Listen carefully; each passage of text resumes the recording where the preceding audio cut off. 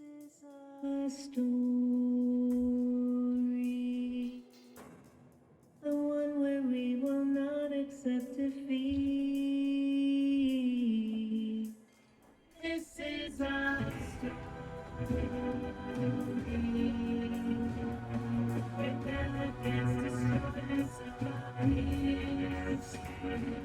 Rising up and shake around the world, and we're victorious.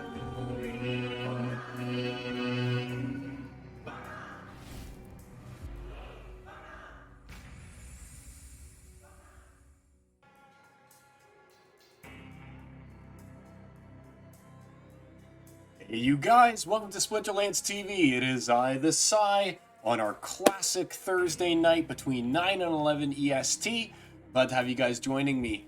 I finally had a chance to test out most of the Rebellion cards to kind of evaluate which ones I wanted to really buy into, which ones I'm going to give the props, which ones I'm going to give the slops. So I've kind of done a lot of work on this. I've been playing pretty consistently. I'm right here finally up on the leaderboard, even though it hasn't been like a full season of only being able to use Rebellion. And I can definitely say that, A, with a lot of those Untamed cards rotating out, and B, using some of the strategies from Rebellion, I'm loving this new system. And I'm also going to say that if you have Rebellion and other people don't right now, you're at a significant advantage. I can't tell you the number of times that I've played, and my opponents have not had a lot of Rebellion, or have only had like a card or two that I feel like would be more beneficial. And if you're not playing with those cards, you're definitely going to be losing matches to the people who do. That's how important Rebellion is. So I mean, let's get on with it. We'll talk Rebellion. We'll do some celebrity deathmatch. I was only able to find 2 people this time when I was playing. I think a lot of people might have stopped. We are going to talk about that proposal one more time because I've turned it into an official, well, not official, I guess. Yeah, it hasn't gone to anything, but I've done like a little Hive post on it and everything. Then we'll also do an AI Splinterlands story. And I'm kind of going to do something a little bit different. You guys are used to seeing me opening Magic all the time on stream. I think I'm just straight up done with Magic the Gathering, man. Like, all I do is bust. To me, Magic the Gathering is Chaos Legion now. Like, none of the cards are worth anything unless you get, oh, the super foil alternate art, 1 in like a billion packs. But I mean, that doesn't change its playability or anything like that, right? And I've been paying, as you guys know, like $46 Canadian per pack, coming away with 0 most times, you know, just throwing that money away. So I've actually been buying credits again. So if you take a look over here, the money that I normally spend on a collector's booster, I just said screw it. I put some money into credits. I'm going to see if the credits work the same way when I'm buying packs with credits and then having to use vouchers along with that. I hope that that's the way it works. If so, I'll be able to buy, what, 20 divided by 4 is 5 packs. If not, I'll only be able to buy 4 packs, I guess. So here we are. We'll talk a little bit about everything. We'll start off by claiming rewards. Unfortunately, if we take a look here, we're so close to the new season. We're so close. We're 11 hours away. But I'm going to save all my rewards for you guys for next week because you guys know how I love opening rewards on stream with you. So all of that being said, I mean, I've got these focus chests to claim, and I'll talk a little bit about about the leaderboard as well. But hopefully I can pull something nice here. Only a singleton. That's a little disappointing. See how things go. All right, 9 of the nymph. Some more fire callers. I think that might be the fire callers you needed to max them out. So let's just take a quick look before we go any further. I just want to see if I got those fire callers maxed yet. If not, I'm going to quickly go and do that. And so see, I got like Rebellion all set up for the stuff that I'm like looking to target and everything, right? Here we go. Owned Soulbound. Owned Soulbound. And we only want to look at Chaos Legion right now. And we only want to look at commons. And let's see. So 98. I'm so close over there. This one I'm not doing until because I've got gold foil. I'm 1 off of the Wily Kaioshin. I got 10, 10, 10, 9, and 56. So I'm not quite there yet on the fire caller. He's one of the only ones I'm missing. And with these guys, I'm way... Some of them I have lots of. Like, you take a look here on Madcap Magus Riverboat Captain. And then some I'm way behind on, like Pegasus, right? And our good buddy, the Marksrat, who we all use all the time, let's face it. Okay, I got lots of Matriarchs. Yeah, I'm off on that. The only epic I really picked up so far was more Thane, which I don't have enough of. I'd love to get more Evelyn, because she goes really well with the Owl. All right, so I'm not close to anything else. I will say this, though, guys. Here, let me go in here quickly. Geez, I don't know what I have pulled up yet. Hold on, let me just go to a different screen. Just give me 1 second here, guys. I have to check some note. Just 1 sec. I'm gonna switch screens here. It's not actually ending. I just need to turn off my screen.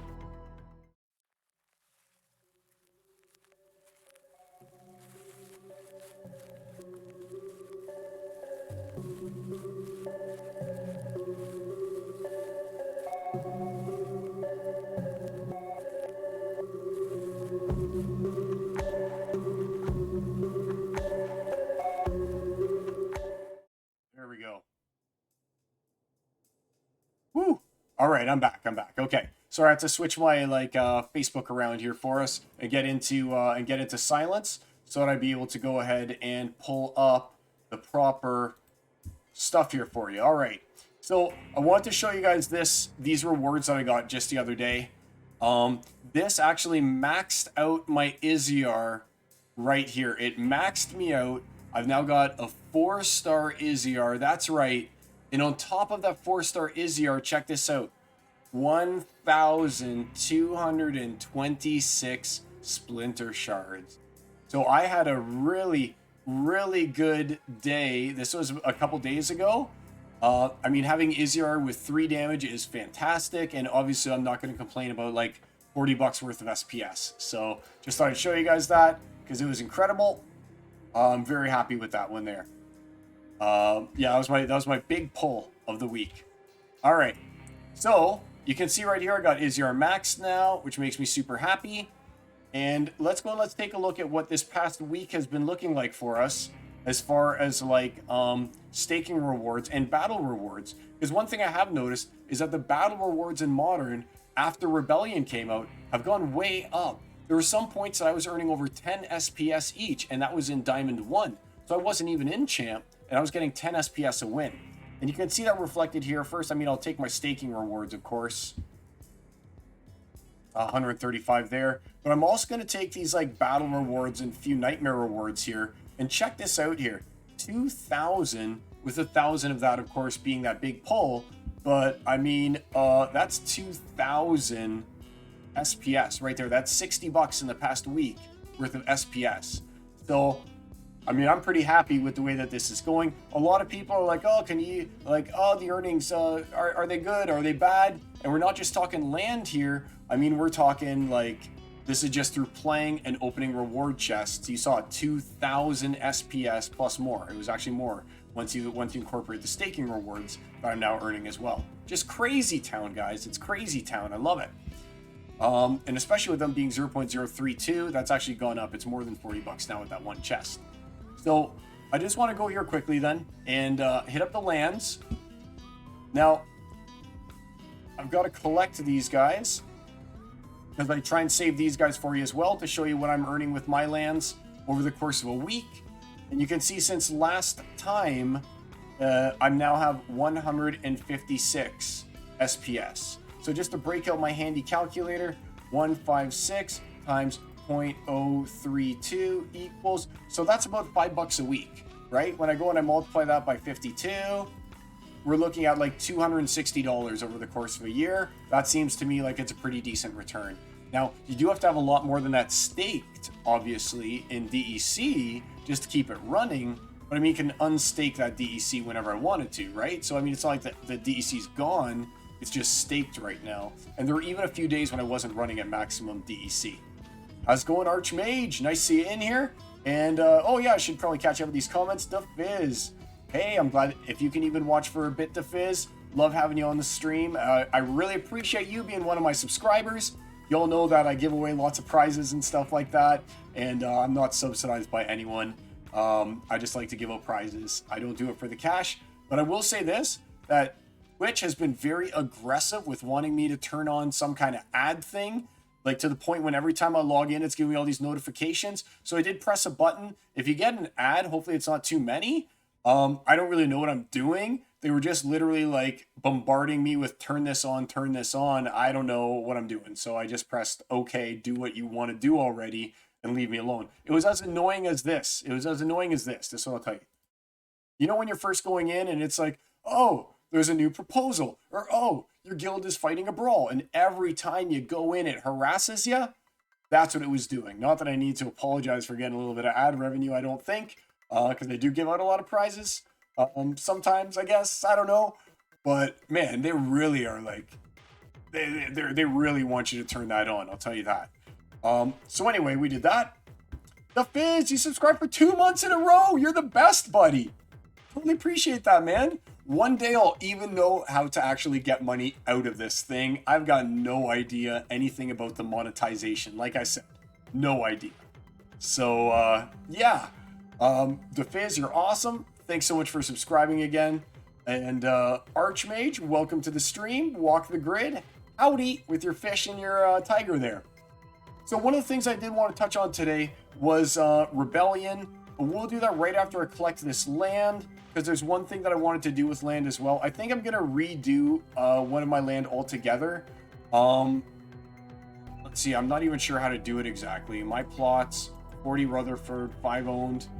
I want to go and I want to change some of these up, and I think that I want to take out some of the alpha cards that I have on there. I don't care if I make a little bit less, because I think that I might make more just through renting than I would through...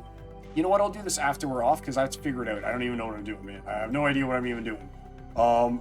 Manage? I don't know. Yeah, so things like this here, like this Minotaur Warlord and this Brownie and these guys. This is the one in particular that I'm like, I feel like I could get more for these guys, like literally renting them out than having them on the land, to be honest with you. So I'm probably going to kick some of these guys off and just put some chumps on instead, like, you know, like max level reward cards or something like that. And I'm going to try renting these out again, because I feel like I'm missing out on the rental now that these are a lot more rare, because everyone's using them on land. So people aren't able to use them in like wild, for instance. I think that there's more opportunity for them there than there is on land, because I don't have any good land. My lands are like commons and rares, and that's all I got.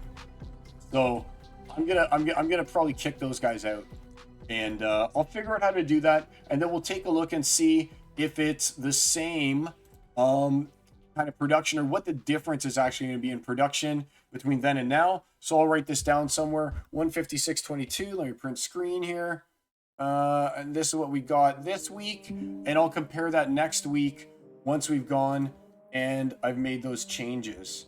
So I'll just paste this in here. That way it'll keep a reference for me. And now I'll collect these, because it's going to force a collect anyway. I don't even know how to really do that. Production. You can tell how much I care about land. Click on this maybe. Harvest all. Give me that SPS. Claim grain. Insufficient grain for harvest. All right. I'll claim the grain first. Confirmed. And then I'll claim the SPS, which is going to cost me 62,000 grain. All right. I don't want to buy remaining grain. I've got 46,000 here. It's going to cost me 62,000 to claim my 160 SPS. Wow. Like, I don't even know if it's worth it. So $5. So how much is 62? How much is that? Is 62,000 grain? I'll have to figure out what that's worth. You know what? I'll do it for now. 16,000? No way. That can't be right. That can't be right. There's no way it's even worth me collecting that. No. There's got to be something wrong somewhere. There's no way that for me to collect like my $5 in SPS, it's going to cost me 16,000. That's $16 in DEC. Yeah, I'd rather just not collect that at all. That seems broken, man. There were 3-day cooldowns, 3-day lock. Once you get those, man, I don't get it. I don't get it. Has anyone else seen this before? Like, this doesn't seem right, does it? for me to be able to get my 160 SPS, it's going to cost me 62,000 grain. I've got 46, and that's going to cost me $16 in DEC. Absolutely no way. I would rather just never collect land again and just take everything off of it, and that's that. Like, that can't be right. Has anyone seen that before? You shouldn't use that. There will be 3-day cooldown. You shouldn't use that function. I'm not sure what function you're even referring to. I'm gonna have to figure this out, but there's no way that I'm gonna claim this SPS, my $5 in SPS, and pay $16 to do that. That's messed up, man. So, I guess maybe what's happening right now. All right, so here's my assumption. My assumption is right now that with everyone who's collecting SPS, with how junky my lands actually are, that the rate at which I'm collecting SPS is insufficient for me to be able to earn enough to make it worthwhile for me to even bother to collect it. If that's the case, I mean, I'm just going to pull pretty much every plot and just turn them all into grain farms. And there's no point in me even doing any SPS whatsoever. That's the only thing I can really think of here, is that the SPS is just so slow for me because, like I said, I'm using common and rare plots. 25 times cheaper to buy from others. Yeah, like, definitely. This doesn't make sense to me. Archmage just doesn't make sense to me. Don't use DEC for grain. 25 times cheaper. Yeah. So, I mean, I'm definitely not doing that. And like I said, if this is the way it's going to be, all my plots are going to be grain farms from this point forward, because it's just not worth it to get $5 worth of SPS and pay $16 worth of DEC. So I guess I'm done with land. Yeah, I'm not doing that. I'm not doing that. I'll figure it out. I'll maybe ask some questions around Mav or something, but no way am I going to do that and collect any SPS. I would sooner take these lands and sell them, or wait until land 2.0. So, okay, that was an eye-opener for me. This was only my second time ever, or maybe my third time trying to collect, and it's never been like that before.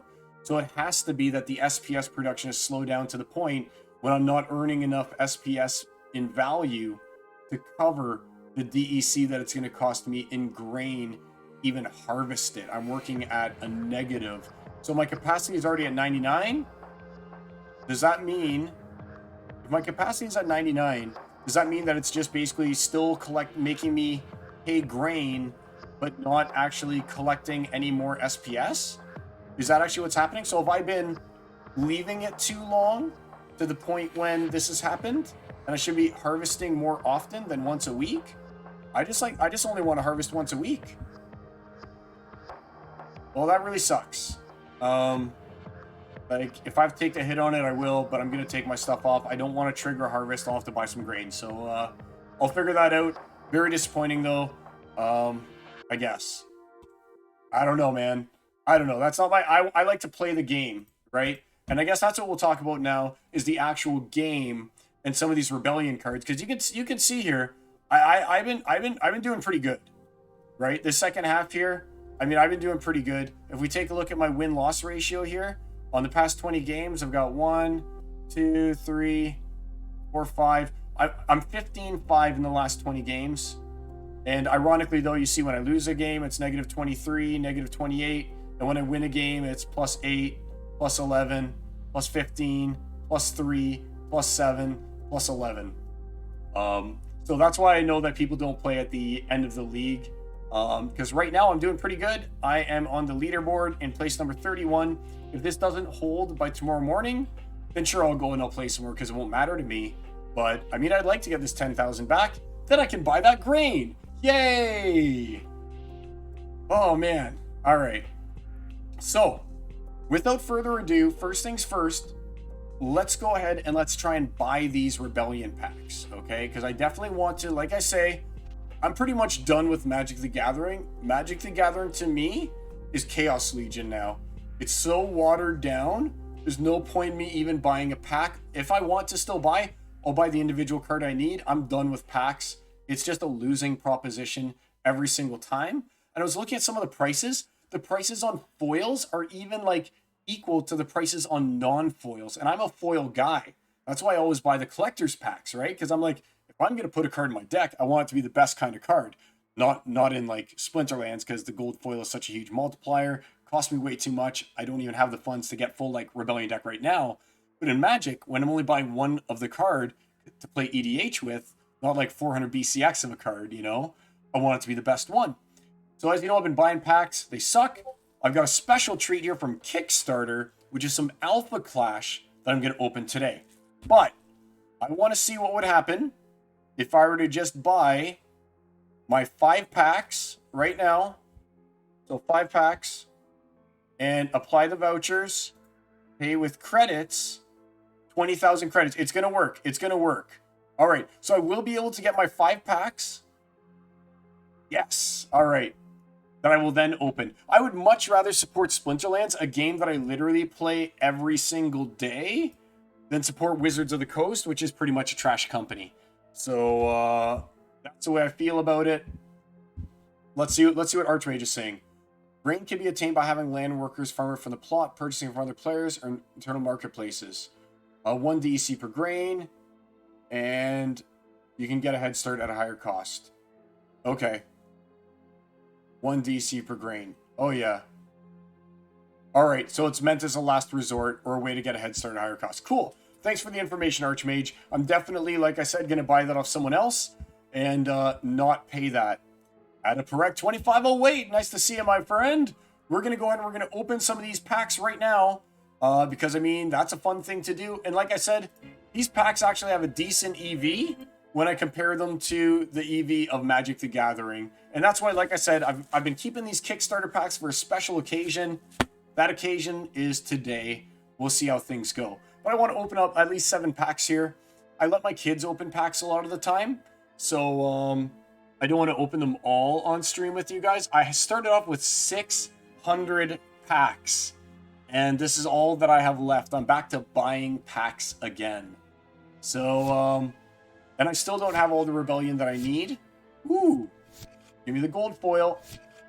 Karst Harpy. I always get Karst Harpy and the other bad mythic. I never get the good mythic. But, yeah, I'm done with Magic. I'm never buying another pack again. Not only do I hate Wizards of the Coast, but like I said, the EV on the packs is just so low compared to what I'm getting here out of Splinterlands, right? Like, Torch Vizier is 50 cents. Brewmaster is like 40 cents. And Underboss itself is like almost $2, right? So, I mean, it's almost like I got EV here, and that was just with like a couple rares and stuff, right? I wasn't even getting anything fantastic. So, yeah, man, Magic, that's what I think about that these days. And I've got so much Magic, I'm just going to sell more Magic to buy more Rebellion. Because, like I said, there's a definite competitive advantage when you have Rebellion. Oh, like, that's what I'm talking about, guys. That's like $9 right there for that Reclaw, right? And I am selling all of my gold foil right now in order to buy the cards I actually need, but that's a hit right there, man. That's like almost 2 packs right there. So let's close it up. And let's keep going with a couple packaroons. We'll do these 3 packs to start off with. We'll take a little break and we'll open some more later on and stuff as well. But I really want to get into evaluating these cards and kind of showing you guys which ones I've been targeting and which ones I feel have value. Yes, Mad Ogre Anarchist. I needed that guy as well. All right, so we'll stop there. I got another 3 that we're going to open. Let's head to the market. And I'm literally going to go over these. I'm going to give props and slops to Rebellion. The cards that I think are good, the cards that I think are bad, some of the use cases of some of these cards, because some of them, like Zabajin, I think actually does have kind of a use case, you know? But at the same time, it's narrow. It's very narrow. So let's get back here.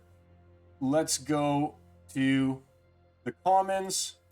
And I'd love to know what you guys think about these as well, to be honest with you. Like, are you guys thinking the same thing as me with these? Or not? Sax, that's my favorite underwear. I don't know if you guys can see that screen or not. All right. So this is the important part here as far as I'm concerned. I'm going to mute this. I should have music going on over here. Good. All right, so I've got some music already going on for you guys. We don't need to double down on the music. Start with fire, and we'll do commons first, and we'll work our way through. But literally, I've been scouring everything to do with these cards Like, I'll show you something real quick here. So I've spent around $2,000-ish getting my 600 packs, of course. I spent a little bit more than that because I needed to buy some extra Mantaroths and a couple extra Grimbarden Smiths. So I haven't quite broken even per se, but I mean, it's a card game, right? I'm gonna break even on things like this that I showed you guys, right? This is the thing's gonna make me break even. Like I said, when you're opening a chest that has 1,226 SPS in it, and when you're getting those extra wins to do so by having a now 4-star Iziar, right? That's where things are getting good. But let's just go and let's take a quick look on Peak Monster. So my cards, and we're looking at just Rebellion here. So this is from 600 packs, 2,100. So they are kind of holding. And don't forget, I've also got another $200 or had $200 here worth of DEC that I got from selling some gold foil as well. And I'm definitely going to be doing a lot of winning using these cards. All right, done with that explaining here. All right.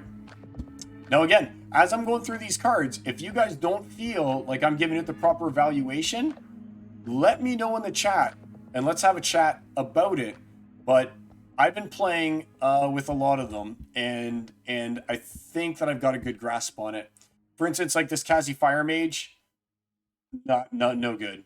The fact that it's got Scatter Shot and also Fury, this is one of those joke cards, right? That's like, okay, well, if it's got Fury, you kind of don't want it to have Scatter Shot, right? So I consider this card one of the ones that I'd love to just sell, but I'm going to hold it for Battle Wagons because it's just not worth it for me to do that. Right? Chaos Orc, I actually like Chaos Orc. I think that Chaos Orc is one of those cards that isn't being valued correctly right now because he's definitely got some uses to him. I don't like, obviously it's narrow, but when you're looking at a 6 casting cost card, I'm going to bring it to like 8-star, okay? Because I mean, that's probably where I'll end up playing it since I play in Champion. Since I play in Diamond now. But when you look at Chaos Orc, he's got 4 damage, he's got trample, and it's the pierce that's the most important thing. So you don't necessarily have to play him with Yasik at this point in time because he's already got the pierce. He's got a decent body on him and everything. And like I said, the 6cc isn't bad. I don't know if I'd say that he's as good as just like the regular old Soulbound cards that you've got. Let's go over here. I forget his name, the Dumaki Orc. Like, I wouldn't say that he's like Dumaki Orc quality or anything like that. Because Dumaki Orc, whenever it's like an equal health battle, he'll obviously pop right in there and do fantastic. But I don't think that the Chaos Orc is that bad from the perspective of having trample and also having pierce. The pierce is what's going to enable him to do the trampling, right? And he's got a decent bod. So I don't think he's bad. He's obviously not A tier or anything like that. But the Chaos Orc isn't like a fire mage. I might try and get him up to 8-star if I have extra funds. I don't think I'm going to, but like I said, he's not trash. Nimbleduke Scout, fantastic card. All right, so this card is one of the ones that's literally meta shaping and defining right now. It's one of the cards that I would love to get up to 400. I might have to wait it out for a bit because, I mean, 400 times 0.28, I mean, let's see that. So 0.28x 400 equals, that's $112 right now to max it out. And I think my priorities lie elsewhere with maxing this guy out. But that being said, I mean, I'm happy to play it at a 5-star if I need to. And it's all because of weapons training. Weapons training is the meta right now. I'm telling you guys, if we go and we take a look at my battles, weapons training is meta. Like, look at this. Where's some of the ones I've done? Like, look. Owl, Grimbarden, like, over here. Owl, Grimbarden, the Rock. Look, over this one that I won, it was just Grimbarden, Owl, Helicore Conjurer. You can make such... Look at this one. I lost this one, but still, because this combo, wow, the Anacron Bolter with healing on Iziar, very strong. But look at this. Grimbarden was getting bonuses from both Aves, so I had 3 magic, and also Zerial, so we had 3 ranged. And we're sitting there with an immune, armor repair, like, he does everything you want, and he's hitting for 6 a turn. I had a lot of really bad misses with this, because obviously Zerial is so slow, and Grimbarden Smith is so slow too, right? But man, fantastic card. Weapons training, like I said, is a meta. Look, I've got this Darg over here. I just recently paid to upgrade my Darg. And look at this. Darg plus Merdali Guardian hiding behind a Lily Shield Paw, so you're not going to lose your Merdali. And they have to break the Grimbarden before they can even get back here to it. And Merdali's healing your Grimbarden Smith. Weapons training is awesome. Like over here again, same thing. Zarok with Aves and Grimbarden, right? Here I didn't use weapons training, so I lost. And then here I did use weapons. Oh, I didn't use it there. I just went with like Nalogenic, which is another sleeper card. We'll get to it. You guys get the idea that I'm talking about, guys. Weapons training is meta, which to me means that all the cards, most of the cards at least, that can be weapon trained are insane. And when you look at Nimbleduke Scout, all right, imagine playing Nimbleduke Scout. Well, I'd love to get this guy to 150 at least, because then I get that 6th speed. So imagine playing Nimbleduke Scout, okay? Behind it, you've got this guy over here. Let me go to items, playable, own soulbound. Forget his name, because I don't get to use him that much because he's not maxed. Old soulbound fire, Chaos Legion, right here. So you've got Phyrexian Hero behind him in a Yasik build or something like that, right? I hope I'm pronouncing Yasik right. So now it's got a 3 attack. It's got +2 to its speed. Go back here. There we go. Rebellion only. Commons. So now it's got +2 to its speed. Now it's got a speed of 8 from Yasik. And you're obviously using Countess Sinesh. Now that's 9. And you're probably using Supply Runner. Now it's got a speed of 10. And it's got Backfire on it. And it's swinging for 3. Like, this card is... swinging for 4 because all friendly units have +1 melee. This card is nuts. And if I were to somehow have the $112, I would love to go and bring it up to the point when it has Blast here too. Because that is just crazy town with the amount of damage it can output. Having Blast, 10 speed, and then you try and swing back. And unless you're using True Strike like Mantaroth or something like that, or you're also got a Yasik build, you're probably going to get backfired a few times on top of that. This card is fantastic. I can't say enough good things about some of these weapon training guys, right? Goblano Soldier. We all know Goblano's amazing too. I mean, you probably want to get him up here to where he's got 2 attack at least to an 8-star. But at the same time, even having him over here at a 5-star gives him Shatter, right? So if you've got someone in the back, if you're building a sneak deck and they've got like the Dumaki Orc. Like, I love Dumaki, so I'll talk about him a lot. And they're like, oh, it's melee only. I'm so smart. I'll put Dumaki Orc right in the back. How many times have you guys run into that, right? They got Dumaki Orc in the back. It's got thorns. It's got like, it's got all these other abilities. And then you're like, oh, ambush, Goblano Soldier. Bye-bye Dumaki Orc pretty much. Now you got 1 hit point, unless it's an equal health match. Now you got 1 hit point, no armor. The next attack is pretty much going to kill you right away from your Tenyi Striker or whatever it is that you're using. Like, fantastic card. I mean, not much needs to be said about him, right? He's good. He's really good. And then when we're talking about these guys here, these I haven't had a big chance to play with yet. I mean, they're 3 cast cost summoners that are dual cast cost summoners. They're really good. If nothing else, you want to have a couple of these guys maxed, so when you have things like Silenced Summoner, you'll be able to have some 3-star summoners to choose from. I'm stuck using 4-star summoners right now because I don't have these guys high enough to the point where I'll be able to use them. But from no other perspective than Silenced Summoners, you're probably going to want to have these guys. Plus, being able to do things like combine a whole bunch of, say, immune cards together, right? You can have Forgotten One in conjunction with, well, this isn't the best immune card, but that Voracious Plant or whatever it's called. Seymour the Plant, the guy who is has immunity. I never use him. He's got the 3 ranged. You probably know the guy I'm talking about there, right? Just giving you more access to options and stuff like that. Or if you've got one of those matches that's just like a no ability match, sure, I'll take the best from both worlds. I think it goes without saying that summoners themselves are the most important cards in the game.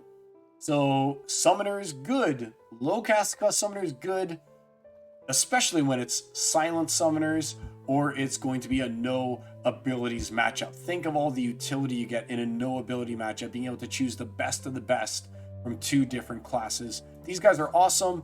I don't have 400 BCX yet. I don't know how much I'm going to prioritize those guys or not. Because I really have to, like I said, I'm no whale. I managed to sell a lot of my Untamed cards to get lots of funds, and then I actually put $1,000 into the game as well in order to get my 600 packs.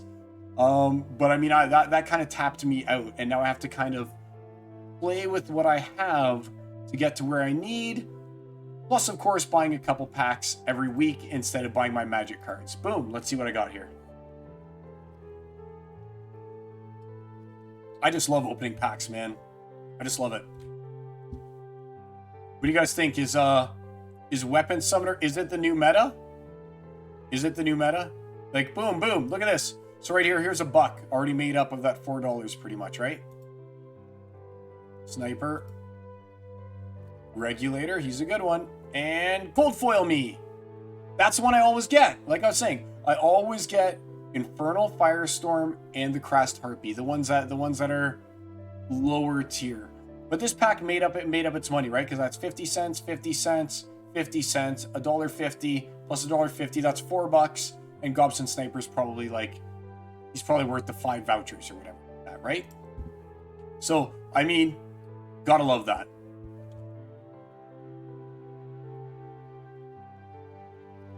All right. So there's the comments from Fire. Let's do the Fire rares. We'll go through it by Splinter. Demon, he gets the slops.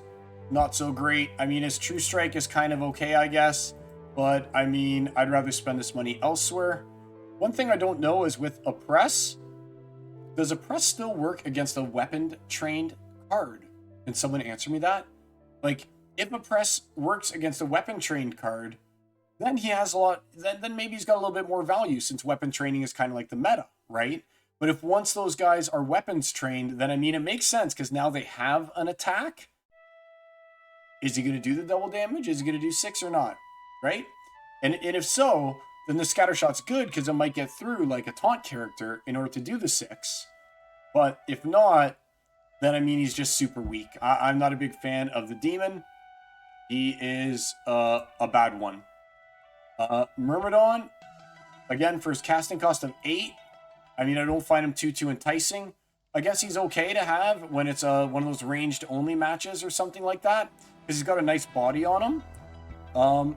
I don't know if I would necessarily put him on the same class as the 6 casting cost guy from Chaos Legion, whose name I forget right now, but has Demoralize as one of his abilities, as well as close ranged.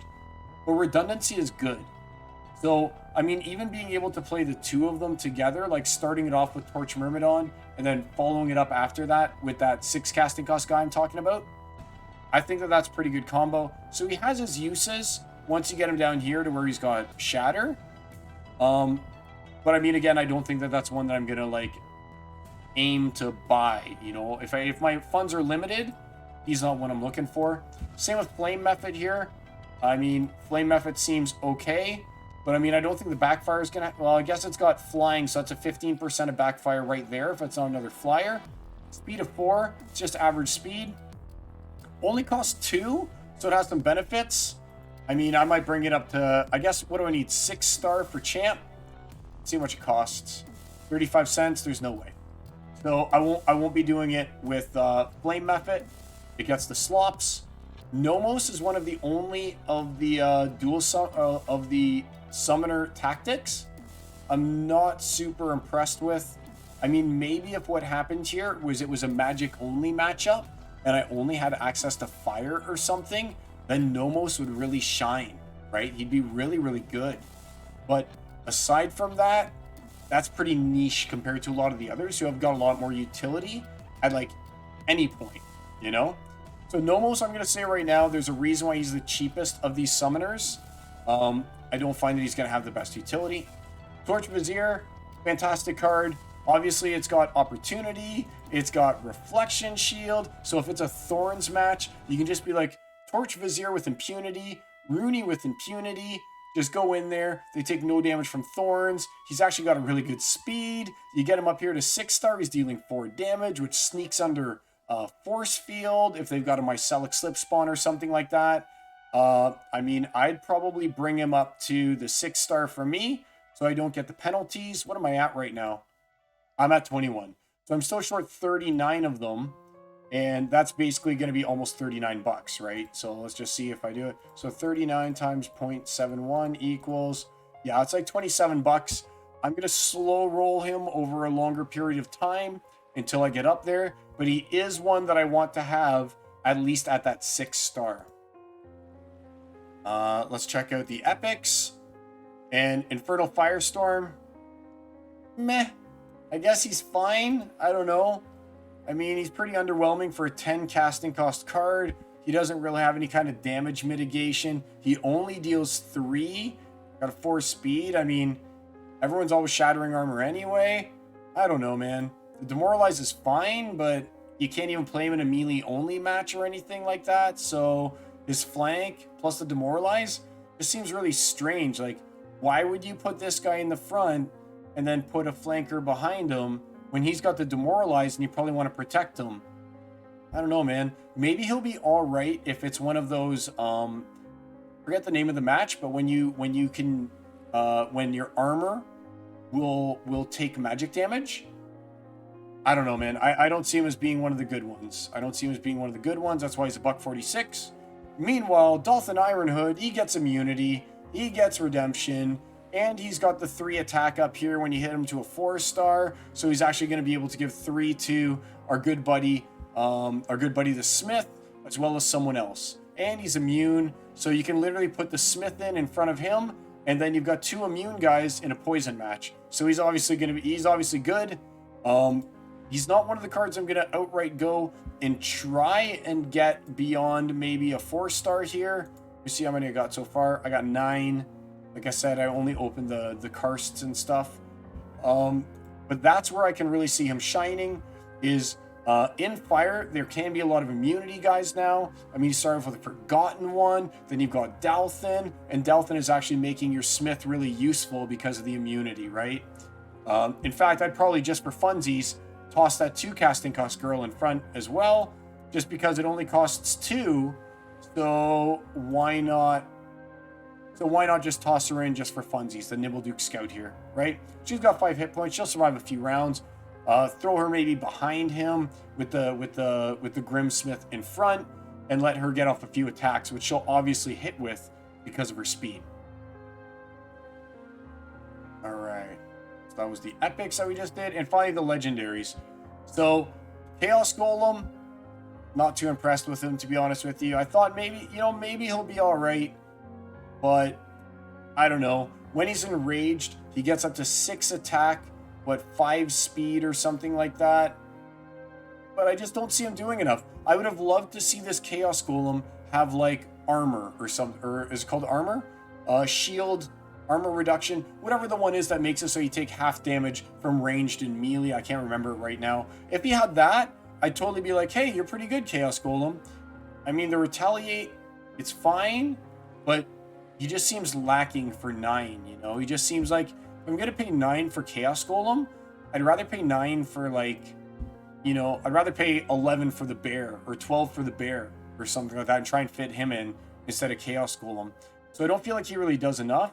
Maybe on a no magic match, because his return fire would be okay, but he's not what I'm focusing on.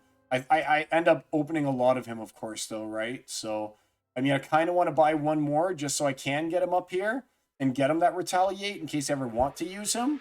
But it's so low priority, I don't even want to spend the $5. All right, here's a goodie. So I actually got a gold foil of him. Out of my 600 packs, this is my only gold foil legendary. 94 bucks he's worth. I might end up selling him, but he's got such good RP. He'll be so good in battle wagons, but I kind of don't want to, because that's the equivalent of what? Let's see how many packs that's the equivalent of. A pack is worth 150, right? So 12500 divided by 150 equals, yeah, so that's worth 83 packs. Basically, this one guy is worth 83 packs on a battle wagon. So I kind of want to hold him just for that reason, because I'd only get $94 for him, right? And if I were to do 83 times 4, that's $332 worth of packs, right? To get the same kind of battle wagon use out of him. That's one of the ways that I'm looking at things, right? Like, I'm selling my gold foil common and rare, and I'm keeping my gold foil mythic and legendary, or my one legendary, you know? Because I feel like the value on the battle wagon is going to exceed what I would sell it for. Because like I said, this is worth $332 in packs without even incorporating vouchers into that, versus me selling it for 94 bucks. So let's actually talk about this guy. I think that this guy is being underused right now. If we were talking about using a cane, let me just go back here. So we're talking about Rush, but let's just say we're talking about using a cane right now, okay? Say you got a cane and you're doing fire, all right? And say you've got in the front, you've got Mantaroth in front, and you've got, not Chaos Titan. I always want to call him Chaos Titan now. Is his name Chaos Titan? The other guy with double strike behind him, all right? So now you've got Mantaroth who's swinging with 2 attacks in an ambush. Now you've got Chaos Titan, who's swinging twice with his 4 attacks, right? And then you've got Rush, who's also ambushing and hitting for another 5.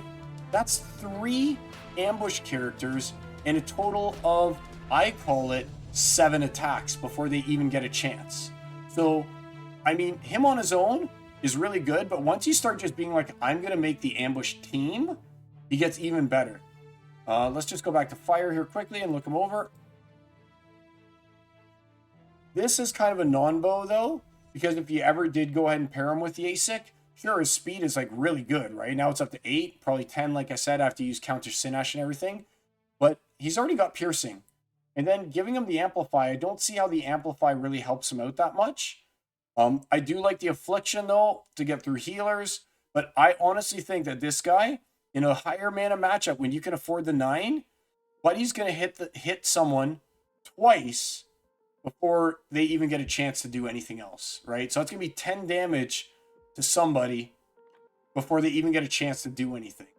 So I like Rush Townsend. The games I've played with him, he's felt really strong. But then again, I've got him at 3-star. I don't know if I'd want to move him beyond 3-star right now. I think that I'm happy with him being at 3-star as a champ player. As a diamond player. I'm not doing champ anymore. So that's kind of the trade-off. But I like Rush. I think that there's a lot of potential for Rush. All right, so that's fire. What do you guys think about those evaluations on fire, even just talking about that right now? Let's take a look. Trash Panda, welcome to the chat. Yeah, buddy. All right. So Archmage, the demon might be underestimated for higher levels because if they're playing Grim Barden Smith plus weapons trained stuff on back row, Scattershot and Oppress at match level could be good. Now, that's what I'd love to know. Archmage, do you know the answer to this? If their no attack guy is weapon trained, does Oppress still work against them? Once they're weapons trained, does Oppress deal double damage? If it does, then that's good. But if it doesn't, I mean, a lot of people aren't going to not weapon train them at this point, right? It is cheap, which is bad though, because I kind of want to sell them. Trash Panda, yes, loving it. Rush is exposed to return fire. So that's one thing. I will agree with you there. He is exposed to return fire. Sultry Barmaid, absolutely. He made the list. Tired. Off to lay down and chill. Have a good night. Have a good one, Ime. Nice having you in here, buddy. Might help in Thorns or Magic Reflect. High Magic Amplify. Yep. And Oppress still does the 2x. All right, awesome. So some of these guys do still have a use then in that case. Good. I like it. Amplify might help in Thorns, yes. So it would help in Thorns as well. I like it. But I think that Rush is good. I think that Rush needs some cred here because he's actually a decent card. And hopefully, like I said, that Return Fire will just hit his shields, right? At least to start off with. What's he hitting? A Chaos Golem that has Return Fire? Then you're probably going to win because they're playing Chaos Golem. And that's why he'll win that match. All right, let's move on to the next little guys here. We'll do Common, and we'll move to, let's do Death next. All right. Chaos Animator. I don't know. It's fine to weapons train it, I guess. It gets higher speed. It's got a good body. It only costs 3. Straight up weapons training card. The only thing is that the weapons trainer I found for death aren't that powerful, right? I mean, you've got this guy. Let's go to Soulbound, and we're gonna do Chaos Legion, and we're gonna do Legendary. So you got Skok, right? I mean, if you got a full Skok, I mean, he's good to weapons train things with, right? But I don't know if there's any other weapons trainers that are that great combo with him that I'm really like, I can't wait to use this guy just because I want to weapons train him. So he's fine, but I don't know if he's someone that I'm going to be like, yay, I definitely want to go out and buy this card right now and spend my money on it when there's so many other cards that I still need to get. So Drudge just kind of took the place here. I mean, it's fine, I guess, because of its True Strike. And at 8 star, I mean, that's pretty decent for an 8 star, right? The Affliction is obviously important. Dealing 3 damage for 5, that's good. But he seems overall very average. Let's see, the Botanist, same thing. Seems overall pretty average. The Blind is obviously really good, because, I mean, it gives everyone the 15% chance of missing. He's got Return Fire. He's one of the ones that I'm like, of all the 2 casting cost weapon trained guys, he's one of the ones that I don't have that much, like, love for, to be honest with you. Again, he's fine because he'll get weapons trained, but he's not someone that I open up and I'm like, I really need this guy. Here's a controversial one, all right? 5, so I got my Fenmore up to 5. Love the Void and everything, but here's what people are talking about. What do you think, guys? Do you think that it's worth it to lose 1 attack in order to gain Scavenger?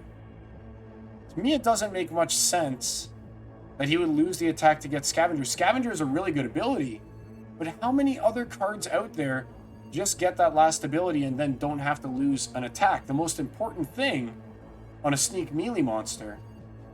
So it's hard for me to say, is this guy that good or is this guy that bad? I mean, I like him at 9 star. I mean, I like him at 8 star too. He's got Void, he's got 3 damage on the sneak. I just don't know if you'd ever want to bring him up to a 10 star. What do you think? Would you keep him at 9 star or would you 10 star him? I really like the high health on some of those 2-mana Rebellion cards. Oh, absolutely. That's like their big thing, right? Is they've got the health, but I mean, I'm not going to target them. When I'm talking props and slops, I'm like, what am I going to go and, can get inspired. Yep. But what am I going to, but he could have 4 attack if you inspired him, right? And he was only 9 star.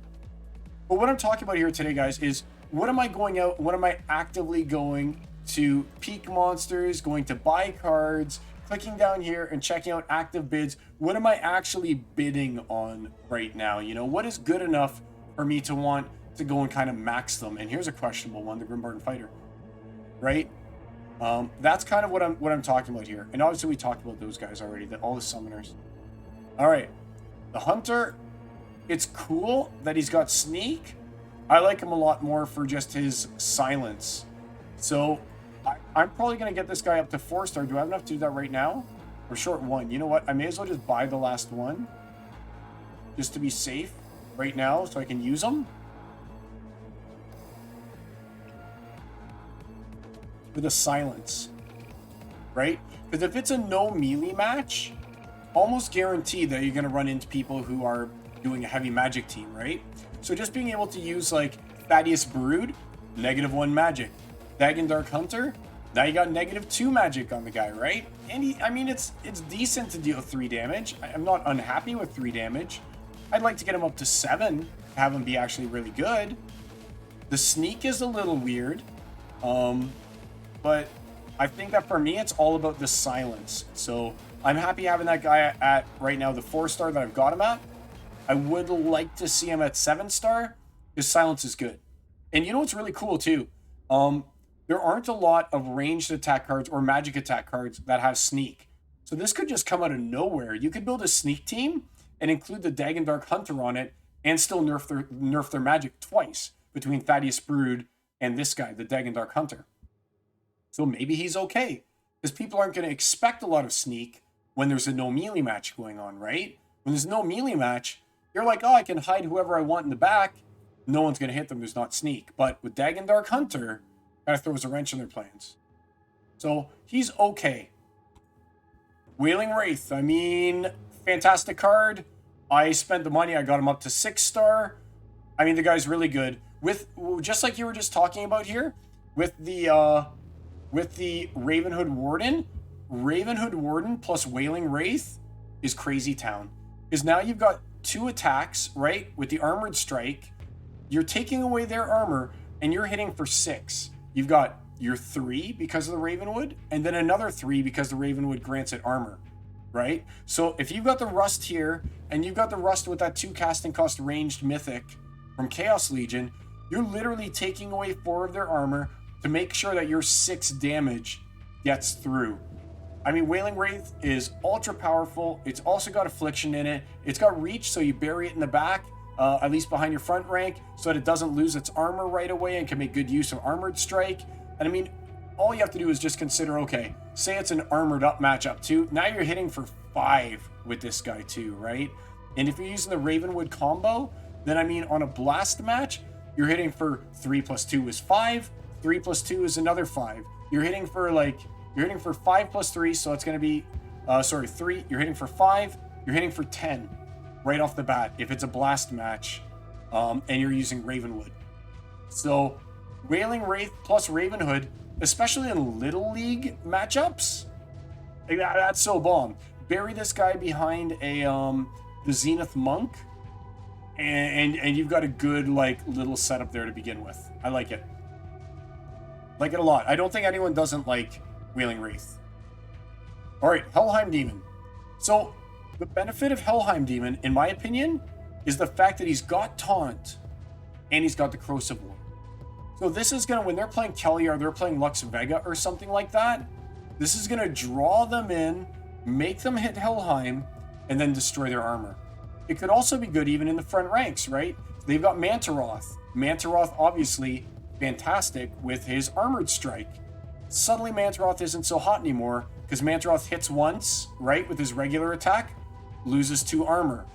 If he even has any armor left at that point in time, now he does his Armored Strike and maybe only hits for 1, and now he doesn't get a second attack for the whole rest of the time that you got him. So this guy's like the Mantaroth Slayer, and I mean, obviously he's going to be pretty good too if there's things like you're facing Kelia and Lux, like I said, and they're like, oh, I hit you with my Pellicor, and then, oh, I hit you with my Deep Lurker, or something like that.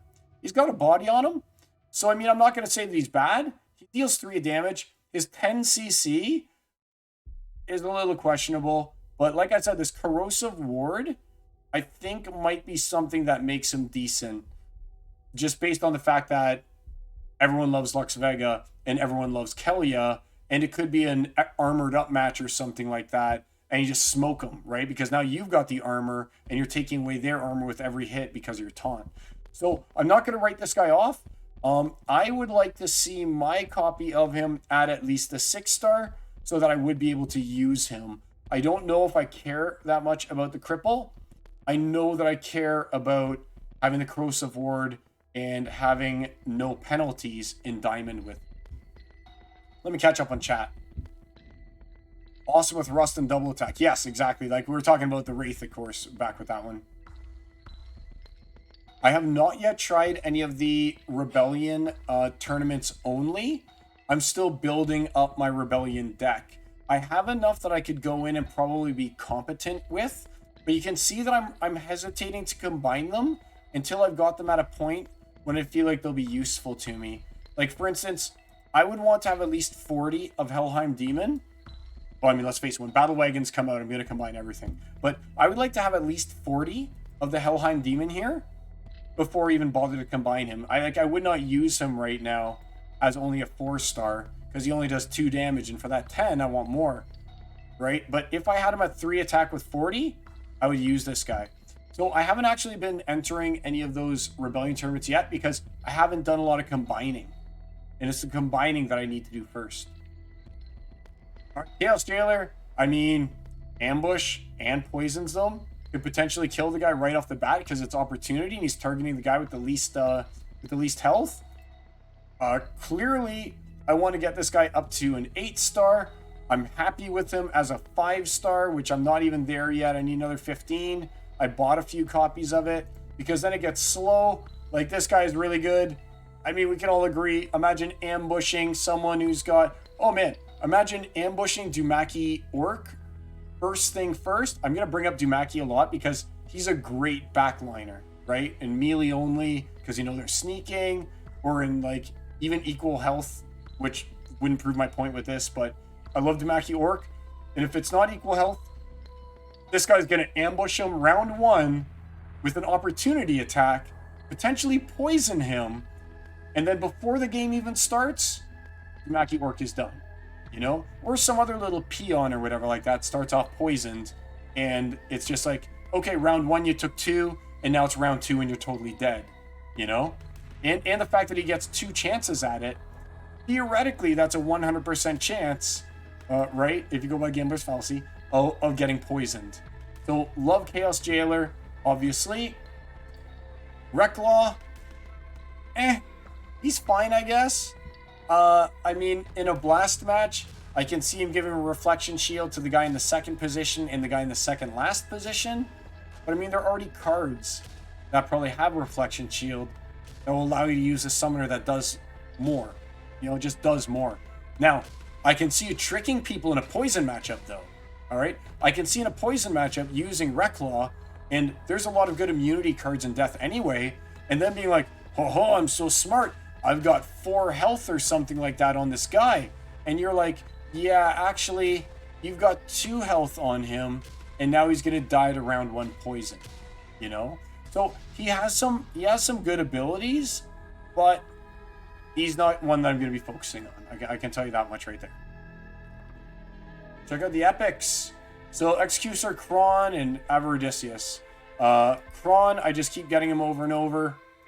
He's fine, I guess. I mean, I like the fact that now that I know that a press will still deal damage to Grimbarden Smith and it'll deal 8. I mean, that's kind of useful. I will say this, though. For 6 mana, this is a great body. And it's got Void Armor. This guy can tank it for 6 armor. So I don't know if he's feeling the love at 118. I think he's actually the cheapest of all of them. He is. So he's actually the cheapest of all of them. I don't know if he's getting the cred that he deserves. Like, obviously, he's not, like, the best. But, I mean, the Oppress on a Grimbarden. He gives Weaken, which could be good in, like, any of the matches when you're using, like, a big redemption match or something like that. He's got the Void Armor, so he's not just going to fade away quickly if he gets targeted by magic attacks. I think he's better than people are giving him credit for just because of the size of his body, if nothing else, for 6 mana. And then Avaricious, he's really only good when you get him up to here to the 6-star. I mean, that's it. I would not use him unless I had him 6-star, and I'm certainly not going to go and try and get him to 6-star on purpose. That will have to happen naturally. I don't know. Avaricious. Lots of people submitting level 1 in diamond tournaments. Ooh. All right, well, that makes me kind of rethink things a little bit, Trash Panda. Maybe I will enter some of those. Archmage, possible double taunt strategy with death, with Night Ghoul and Helheim, and Recklaw giving Reflection Shield to monsters next to the taunts. Yep, exactly. So Recklaw giving those, yeah. Avaricious, really fun with Waka, spreading poison. There you go. There's his use case right there. You can use him with Waka. You can spread the poison. You can have him as a level 1 to do that in bronze or something like that. Go to town, poison people with the scatter shot and the double strike. Double poison. There's his use case, guys. There's his use case. And again, when we take a look, let me guess. Where is he? I want to see his value. $1.37. It makes sense that he's near the lower end here. All right. Back over here. Ooh, let's open one of these packs. Doesn't happen to accidentally click on that area.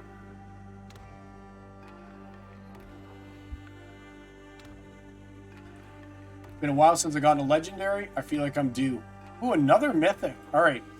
So I guess I just get mythics every time. Every pack is a mythic. Don't be one of those mythics that I've talked about every time already. Palace. Okay, there's at least something new.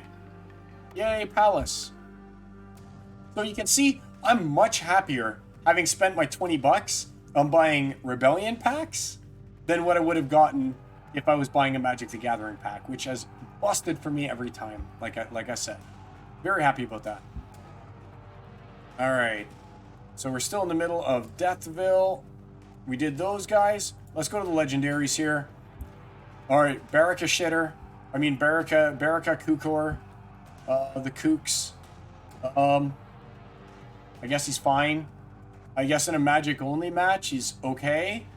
The thing that really kind of sucks about him is in one of those Magic-only matches, I want him to be able to get through Slip Spawn so that he can deal the 8 damage to a Slip Spawn, right? Or the 4 damage to a Slip Spawn. And, I don't know. The one thing I will say is if they're using Goblin Psychic, okay? This is where things get pretty cool, all right? So if they're using Goblin Psychic, which they will be in an Immortalis match, then Barracks here, his magic goes down to 4, allowing him to deal 4 damage to Slip Spawn. And then once you've gotten rid of that Slip Spawn, I mean, then he starts owning people. And he himself has Magic Reflect, which isn't bad, right? The Weekend is kind of good too. I don't know about the 13 mana cost on this guy, though. I think that they really pushed that mana cost super high for what he actually does. So, he's fine. I think he'd be better in, like, a bronze-type matchup or something like that than he would be in, like, diamond. But, I mean, I've got him at 3-star anyway. So, I mean, I really want to try him out in the Immortalis matchup because I feel like they will be running Goblin Psychic to bring it to 4, which will enable me to hit the Slip Spawn and deal it 4. And then, of course, he's got his own Magic Reflect, which is nice, right? And then that's going to enable things for you to do. I'll get a little bit ahead of myself here quickly. But that's going to enable you to do things like, okay, so now I don't have to use Immortalis anymore. I can go ahead and I can use Thaddeus Brood. I'll give them the -1 magic. And then I'll use Nalagenic, which will give them another -1 magic. And he's got Void. So now you're giving them -2 magic. And your Barakashir can actually get through. So I feel like there's a lot of cards that are going to break the stranglehold that Immortalis has on Wands Out. And I think that Nalagenic and that guy could be two of the things that do it. Yeah. Avarice is really fun with pocket, yeah. Oh, is that a matchup that you did there? Maybe we'll check that out a bit later. If that's a matchup that you're using Waka with Avaricius. Demise Archon Faust, I think he's great if you get him to 4-star. Because then he's actually slurping up 2 mana or 2 health every time, which takes his kind of really weak stat line here and pumps it up. So if he's got the 3 magic, sure, he'll be good. He could be a part of that magic team even. He'll get -1 from their Goblin Psychic. He'll still be able to do 1 point of damage. He'll still be able to buff himself by 1 every turn. The fact that he flies gives him a little evasion, and he does only cost 5. So anytime that you've got like a 5 CC magic card, I think that that's actually pretty good. The fact that he can increase his own health, that's decent too. But I really only like him. I mean, he's fine at 3, but I get the feeling like he's going to get voided out, right? At least at 4, he'll be dealing 2 damage, which means 1 damage, which means gaining 1 HP. But if they don't have void, he's getting 2 hit points a turn. I think this guy has his uses. He's a solid 5-bucker. Like, I can see him as being a 5-bucker until everyone has him. He's fine. He's fine. We'll call him fantastic. He's fine. I am going to get him up. I will be getting him up personally to a 4-star. I think that Demise Archon Faust has value. He's got value. Both of these guys are okay. And again, I really think that Barak here can be pretty decent in the Immortalis match. That's where he's going to shine, only because they'll be using Goblin Psychic to reduce his power to 4, so he can get through the force field of the Mycelic Slip Spawn. But again, 13 mana. Like, this guy should have been like 11 mana, more similar to this guy over here. There's the Epic and Water. More similar to like Neurocitridon, right? Neurocitridon has nice fat health, and again, in a Magic matchup, you want health. You don't really want armor. So, like 9, and she's only 9. You're having to pay a 4 casting cost premium to get him. Who knows? Maybe it's good. I don't know. I'm not thinking he's the best. Like I said, props and slops, he's somewhere in between. All right, I think that took care of Death. Let's move on to Water, everyone's favorite. All right, so I got a few here that some people might and might not agree with it. Let me just take a look. That's 6 mana Soulbound, no attack with 12 health and Silence and Weaken, Demise with Camouflage, and Dr. Blight to back row. 6 mana Soulbound, no attack, 12 health. Oh, you're talking about, I know what you're talking about. Will-o'-the-Wisp. Will-o'-the-Wisp, yes. Yes. Yes. I like that. Because Will-o'-the-Wisp is Silence. You've got this guy, you got the Nalak, who's also Silence, right? Where is he? Let's get him back up here again real quick. You got the Nalak, who's also got Silence, and he's got Void 2, which makes him even better. I can see that working. I can see it work, because now you got double Silence, plus the negative that you get from Thaddeus Brood. And, oh my gosh, and now I really like it, because you can also weapon train them, don't forget. Now you can go ahead and you can weapon train that guy using your Skok. Right? I think I have him in gold. That's why I haven't combined him. What the? I've got 3 of him in gold? Alright. I don't even know how that happened. But it's not enough. I'm 4th in gold to even bother to combine him. But, yeah. So now you can use Will-o'-the-Wisp with Skok and have that guy in there. But that's going to be a heck of a high mana match for you to even be able to do that, right? So, kind of niche, but it has its place. It has its place. Alright, Water. Rebellion. This, that, playable. Let's go. Alright, I'll mark it. Okay, Chaos Rearguard. I don't know if you guys remember, but back in the Rebellion release launch party that was streamed live that had everyone in it, and there was the streamer tournament that I won, I was using Chaos Rearguard quite a bit. So I like him in the front line, I like him in the back line as the rear guard. This guy here, I've actually started pumping him up a little bit. I wouldn't mind getting him up to 8 so I get no penalties. Just because in those melee-only matchups, if it's melee only, and it's something like Little League even, or even if it's not Little League, right? If it's melee only or something, I could totally see putting Chaos Rearguard in the back ranks.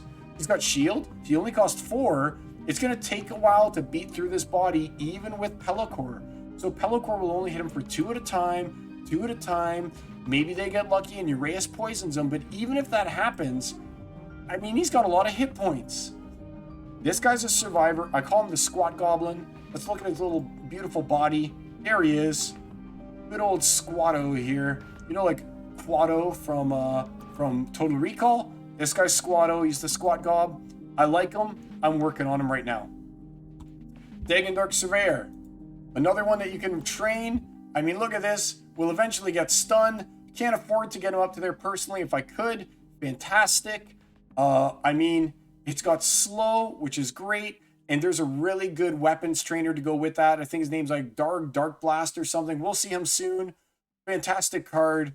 Obviously, it's 28 center common, right? So, I mean, these cards are all good. Like, they're all good. Martorin Seeker. I mean, he's somebody that in a ranged only matchup, he's got a lot of good health points. I'd probably put him in the front line just because he's got dodge and phase or something like that, just to have a meat shield there if he was my only choice in a Little League ranged only match or something like that. He could go in the front. That's the way I look at this guy. Not someone I'm like hoping to get. Sultry Barmaid. I've already got it up to 5-star because it's a good card. So I've got him to 5. I want to get him to 8 so I take no penalties and I can deal the 3 damage. It's got ambush and stun, just like you were saying in chat. Let's see who was saying that in chat. Who was it? Who was saying it? Sultry Barmaid. So Trash Panda, you were talking about the Sultry Barmaid. Obviously great card. Getting that ambush off right off the bat and then stunning them. That's just stunning. It's stunning. Right here, Sultry Barmaid. I really like this card. Like I said, I want to use it, so I want to get it to 8-star. Very good one. It gets the props, definitely not the slops. So, water again. Fantastic cards in water. Let's see here, catch up. The Barmaid, the Sultry Snake Lady? Yeah, man. You thought she'd be a little sexier? Dude!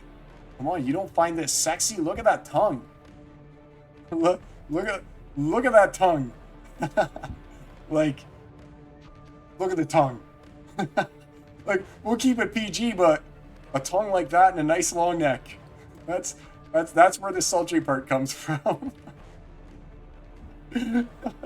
So much for our PG rating, guys. So much for our PG rating. Making me blush a little, Sultry Barmaid. Oh my. Alright. Let's check out these rares. Got the lipstick, yeah, buddy. Got the lipstick. Alright, and it's not Soothsayer. There's a reason why it's $1.28 a BCX. Card is really good.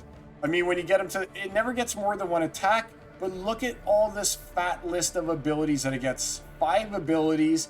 It shuts down any kind of like, any kind of the...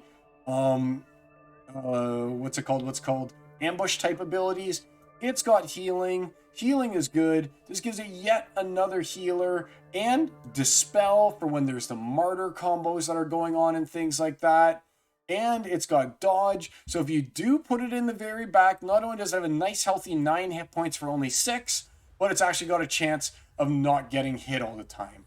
Like, it's got the dispel and it's got the cleanse for your own guys. Totally forgot about cleanse. Its first ability. So if you are playing like a poison matchup, now you can cleanse your front guy and heal your front guy after they're taking damage. And obviously the dispel is just like a nice little bonus there, but there's a lot to like about NS Soothsayer. It's obviously a good one. Pirate of 8? I mean, I like Pirate of 8. It's very interesting how it kind of runs into the problem matching up with our other good buddy here. Let me try and find him again. I forget his name. I don't know why, because I use him all the time. Tidebiter. So the problem is that if they don't have Chaos Legion, or if they don't have Rebellion, then they're using Tidebiter, and Tidebiter's got Reflection Shield, right? So you do run into kind of this weird paper, rock, scissors of, if they're using Tidebiter, then Tidebiter is better than Pirate of 8. But if they're not using Tidebiter, then Pirate of 8 is obviously better than Tidebiter, right? So it's kind of one of those catch-22s on it. Oops, I pressed the wrong one. I am definitely going to get it up there, though. I definitely plan on having my Pirate of 8 at the point when I'd like to see it get at least 3 attack. And at 6-star, I don't take a penalty playing in Diamond. So I will get this up to a 6-star at 60. How much am I at right now? 24. So I'm way off. I'm way off. 40 is like my minimum before I'd even play it, because I want that 2 blast damage, right? But Pirate of 8, he's decent. You'll obviously run him with Kelia. That'll give him a one shield, which is nice because he's going to need that armor. And again, that'll blast. He'll be doing 5 damage, 3 plus 2. He's decent. Pirate of 8 is good. Sea Dog of 8, I don't know. So Sea Dog of 8 is one of those guys. He's got the healing and everything. He's got 11 hit points. He's good front tank because of the Corrosive Ward. So again, if you find like you're running into a Mantaroth meta or something like that, or if it's all ranged only, and you can manage to pop this guy in the front and have him doing some healing, he's actually pretty good. And I love the fact that his Corrosive Ward is going to break away their defenses for him to then come in and Hulk Smash for 4. So I'll probably end up getting him up to a 6-star. I'm going to aim for 7-star because I want the 4th damage. And I'm a competitive player, and damage is the most important thing. Let's face it. I mean, defense is good, but damage, like, is better. Sometimes the best defense is a strong offense, and this guy does it all. Between his corrosive ward and between the heal on the 11 hit points, that means he's healing 3. Is it 3 or is it 4? He's healing 3 hit points a turn. If you're using Lux Vega with him, he heals 4 hit points a turn because he'll be up to 12 health, right? So if you're using Lux Vega, then he's got 12 health. Then he's actually really good, right? So I can see it being like, at least in Rebellion only, Sea Dog of 8 leads off, and his buddy the Pirate of 8 is right behind him, and you got a whole pirate theme that's going on. Let's check here. Level 5 Surveyor's enough with current prices. Gold foils, yep, that's it. Hey, Stever. Yeah, sorry, buddy. Like I said with the ads, it literally harasses me in the same way you get harassed. Like, whenever I log into Twitch, it harasses me with notifications the same way that I get harassed when it's a proposal or when it's Enter Brawl team. And I did really bad. My last brawl, like my brawl before this last one, I went 8-0. And then this brawl that just happened, I went something like 3-5. So I got kicked out. I have to sit out one, unfortunately, in Brawl. But it's very annoying to see those ads all the time. So I was just like, fine, I'll do whatever you want. And I clicked yes to it finally. I gave in. Yeah, the Surveyor, good. Stever, glad to have you in here. All right, so I like the Bloodlust, but unless he's an 8-star, he's probably not going to be doing too much lusting for blood. He does only cost 3, which is obviously a nice price point for him. But again, you got to get him to 115 for that. And at 40 cents, let's see if I want to invest that. So 0.4x 115. I don't know if he's something I want to spend 46 bucks on. So, I mean, he's a take it or leave it kind of guy. I think I'd leave it. I'd rather get the Sea Dog up to this 6-star point here. Good heal. The 11 that he's already got still gets him the Lux Vega bonus for the 4 heal here. So, I mean, I'd rather do that. Not a fan. Prophet Rosa, I like Prophet Rosa. I like the +2 to a ranged is really good because it does it to 2 of them, especially if you do it with like Murdompier or something like that, right? So if you were to go ahead and you were to give +2 to the Murd Herd, then he's actually sucking up 3 life per hit, right? Let's just go back and let's look at Murdompier quickly. So you guys see what I'm talking about. I mean, we all know good old Murdy here. But yeah, so if you've got a max level Murdo, I mean, now he's got 5. He's slurping up 3 a turn. He's going to be really hard to get out of the way. And hopefully you've got a Dr. Blight behind him or something like that. So Murdy just keeps getting bigger and bigger and bigger and bigger and bigger, protecting your Dr. Blight so Dr. Blight can do his thing, right? Another good combo with him ends up being, that I've done this a lot, is maybe what you have is you have, let's go over here. Say maybe in the last rank, you've got, is it a rare? Yeah, it's a rare. So maybe in the last rank, you've got,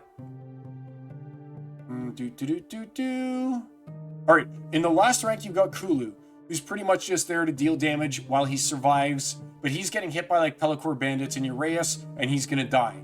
But he buys enough time for Murdompier to get huge, and who do you have in front of Murdompier? You got the Angelic Mandarin. So it is a ranged heavy team, but once this guy starts getting up there, sucking up 3 hit points a turn, because he's got +2 to his attack from Rosa, and he's got a nice fat body on him, suddenly the triage that you're doing on the Murdompier is going to blank their sneak attack, right? So Rosa's definitely got some uses, and I mean, I could see using her in ranged only as well, right? You're just like, well, it's ranged only, may as well give my guy +2 to its attack, right? Maybe that ends up being better for you than just running Kelia and getting the additional armor. I don't know, because the armor basically blanks a whole attack anyway without Pierce, but I can definitely see, just for no other reason than making Murdompier gain 3 per time being a fantastic way to play, right? So I love the interaction with Murdompier in particular, and I've run a few times a nice little combo of Kulu, Murdompier, Angelic Mandarin.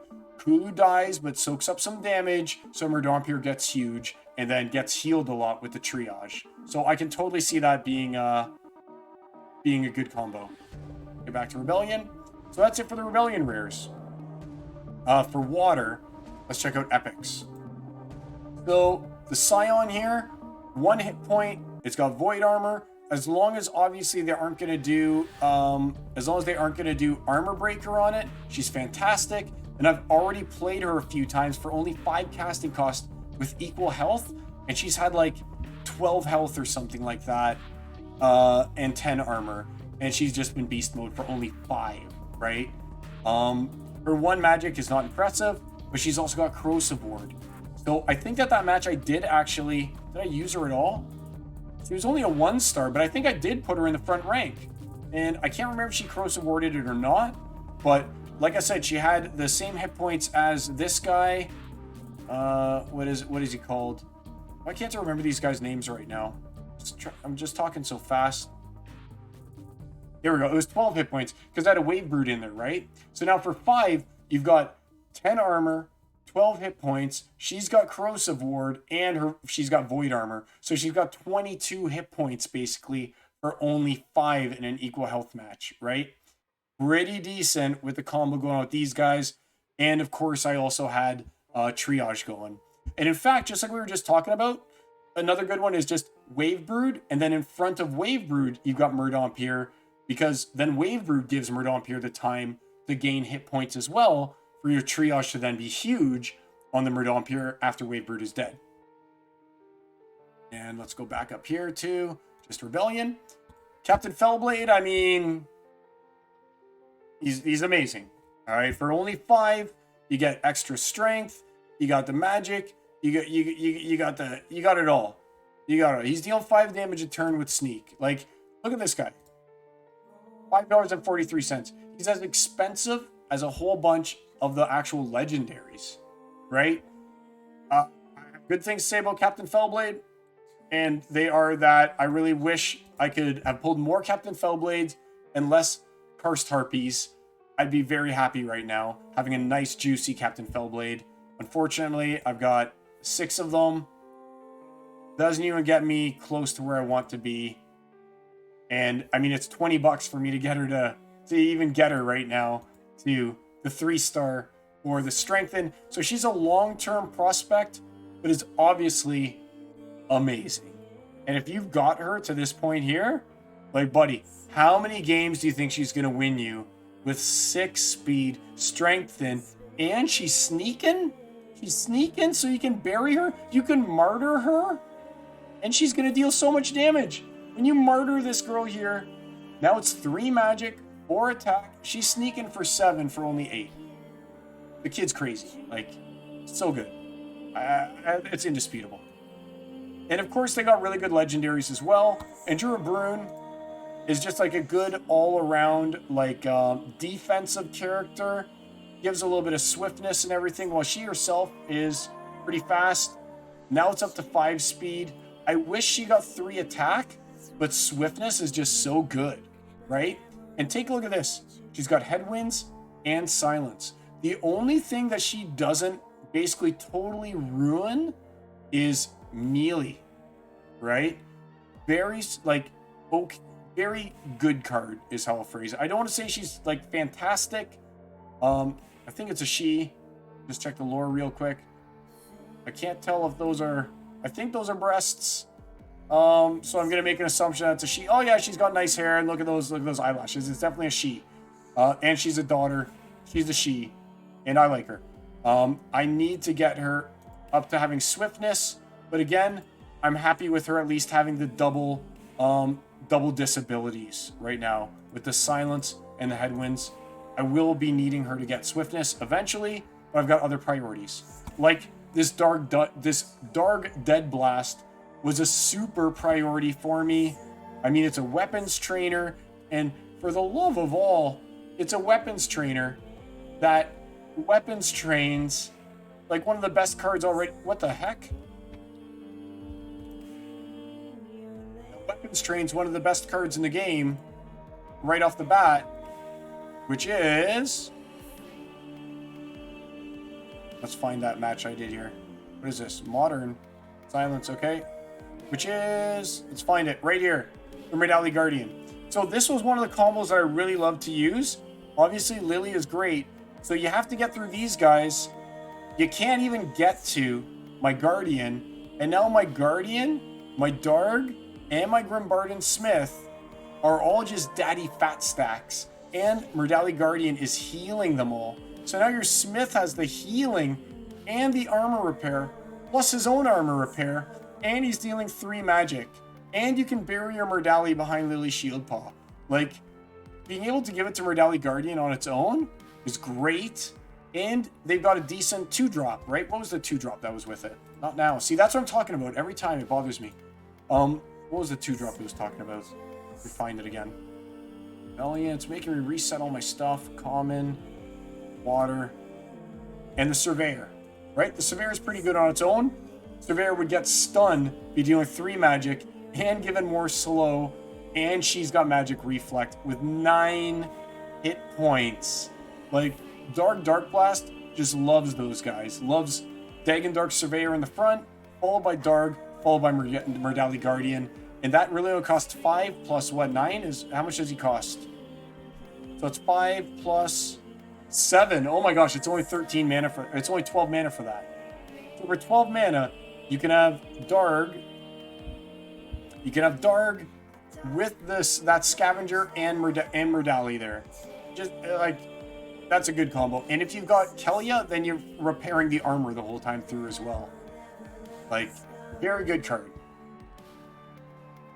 Alright, let me just go up here. Really like Murdampier. Yep, absolutely. Ooh, let's see what Stever's talking about. So much better. 7-1 this last one. Yes. Alvina's just about broke the bank on one. Yep.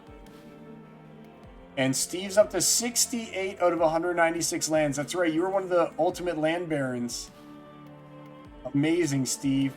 With 39 more into construction. Yep.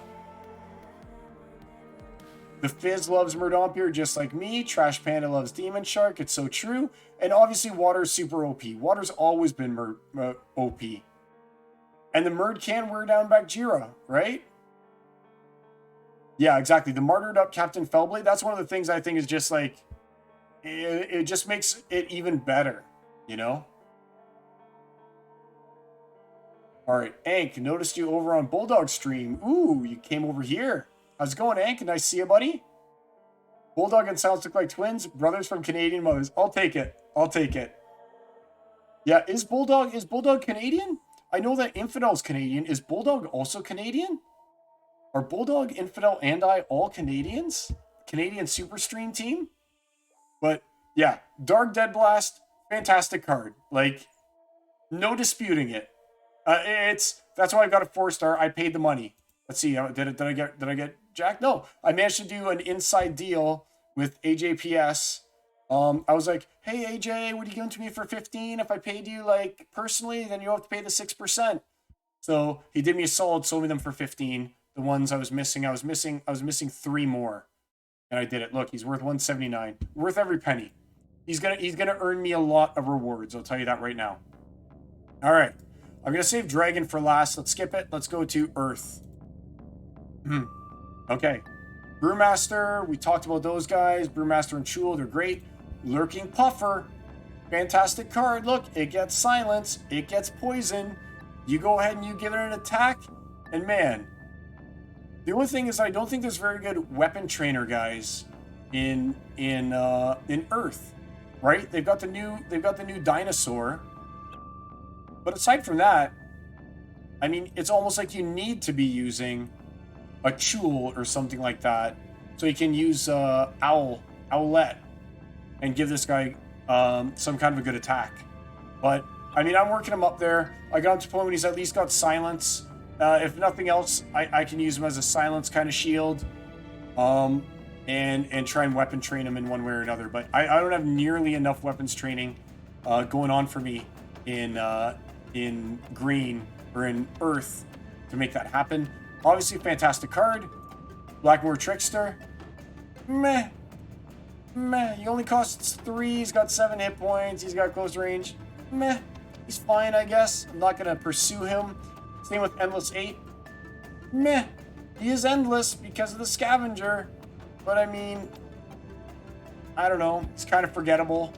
You know, it costs 8. I don't know. He's fine. I mean, the Scavenger, he'll have 20 hit points, so he'll be endless.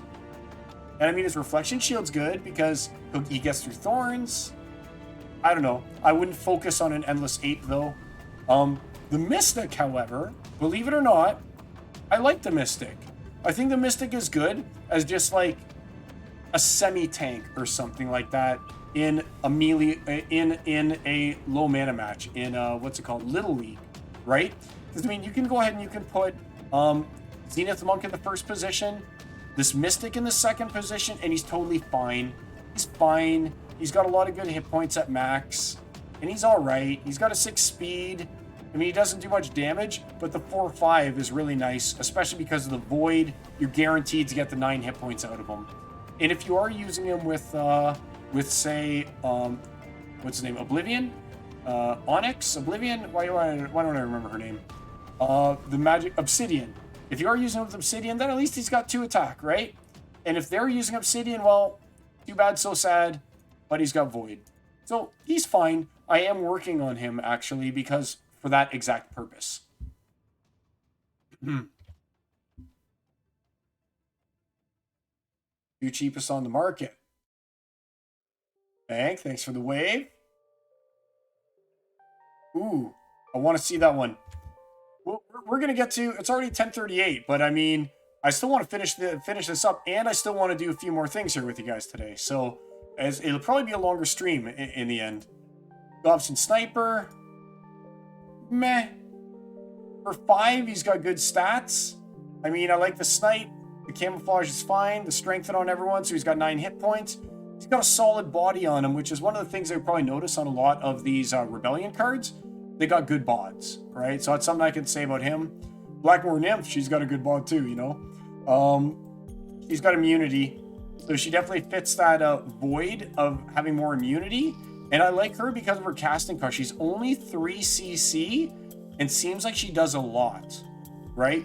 And again, with Obsidian, this is going to be one of those cards that you can slide in there. And now you're doing 3 damage for only 3 with a good amount of hit points. So I like her a lot. I don't know if I'm actively pursuing her right now. Let's see, I got 25. Gets her here. I need her at 60. So I do need to get her to 60 before I feel comfortable. I want her at 60. Are those glasses? They are cool glasses. All right, neat. Cool. The Beast from the East. I don't really like him that much. He costs 8. Sure, he's got True Strike, but he's got 1 speed. It's just not enough. Not happy with him. Bioceras. I mean, I'd throw him in the back rank, I guess, in a sneak match. He'd be fine in a back rank in a sneak match for 7. He's still got 4 attack, and he's got lots of armor and hit points and everything like that. So in the back for sneak, I like him. He's got the thorns. He's got lots of armor. He's got lots of hit points. 7 is reasonable for this guy. That's where I'd say he has his big use. And Underboss Fabiano, I mean, +2 to melee units, that's great. Being able to poison someone right off the bat. If you see their team and they've got like even a Dr. Blight, an opposing Dr. Blight, and you poison their Dr. Blight before the match starts, amazing, right? So many uses with this guy. He's one of the ones that I would like to get up him. Him and Avina of the Wolf, or whatever her name is, are the 2 that I'd really like to get these Summoner Tactic guys out. The big thing for me is, do I buy them right now, or do I wait to see what the legendary summoners are going to look like, right? Epics, Quar. He'll be good if you got him at 6-star, because then he'll weapon train for the full 3. He's got healing. I'd say you want a minimum if you're going to use him over here, so he gets the healing on his 10 HP. But, I mean, as a mythic, that's going to be expensive. He's $3 a piece. Like, we're looking at $100 cards here to even get him up to, I guess, $60 here, 100 there, 150 over here, which is where I think that you want them. Because when you're doing weapons training, you want a weapons train for 3, right? You want a weapons train for 3. And the flank is obviously a good, cool little bonus effect. But, I mean, the thing with flank is, no, I guess it's fine. but you'd have to run him in the front rank, right? So for 6, it's not bad. You're running him in the front rank. You got one of your chumps who have no attack, like the Spore Spitter, right behind him. And now the Spore Spitter also has 3 attack and can attack because of the flank, right? But then that kind of makes it like, well, you're only weapons training one guy, right? So you're losing out on some of his weapons training powers by having him in the front rank with the flank. So it kind of works against each other a little bit there, because I'd want him in the first position with someone behind him getting the weapon training, but then you lose out on weapons training the guy in front. So it's a weird card. And Satha, I like Satha because she's got the healing. It's yet another healer. And this time you got a healer in a no magic match. Because right now it's all magic has the healers. So I don't even care as a 1-star. She's still fine. Her job to me is to heal. But if you can obviously get her up to max, then 3 damage for 5 with healing, with lookout. It's pretty good. So I like her. But I think that she's fine just for her healing ability in a no magic match. That's where she's really going to shine. And the legendaries. Okay. Good old Zabadjan. What can we say about you? At first I was like, hey, Zabadjan, you'll be pretty good in the Immortalis mirror match, right? Because you got 10 hit points and you got the ability to hit for something other than magic. So they're all going to have void, and you're like, haha, take that. I'm dealing you some melee attacks. And maybe I've got Queen Mycelia. So I'm hitting for 4, yay! And then you realize, oh, wait a minute. They've got Shatter because of their own Immortalis. And it's like, if this 3 speed isn't enough for you to at least swing the match and get that 1 attack in, he's pretty much dead in that matchup.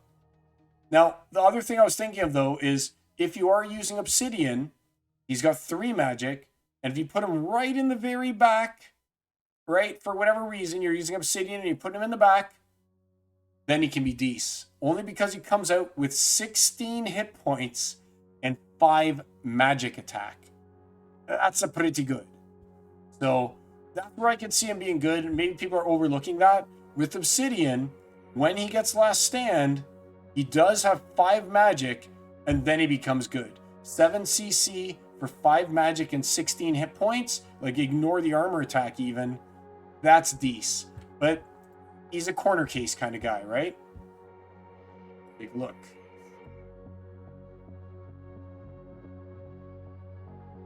Two promo cards, Grim Smith. Yeah, Grimmy's just too good. And Qual is good for 6 mana.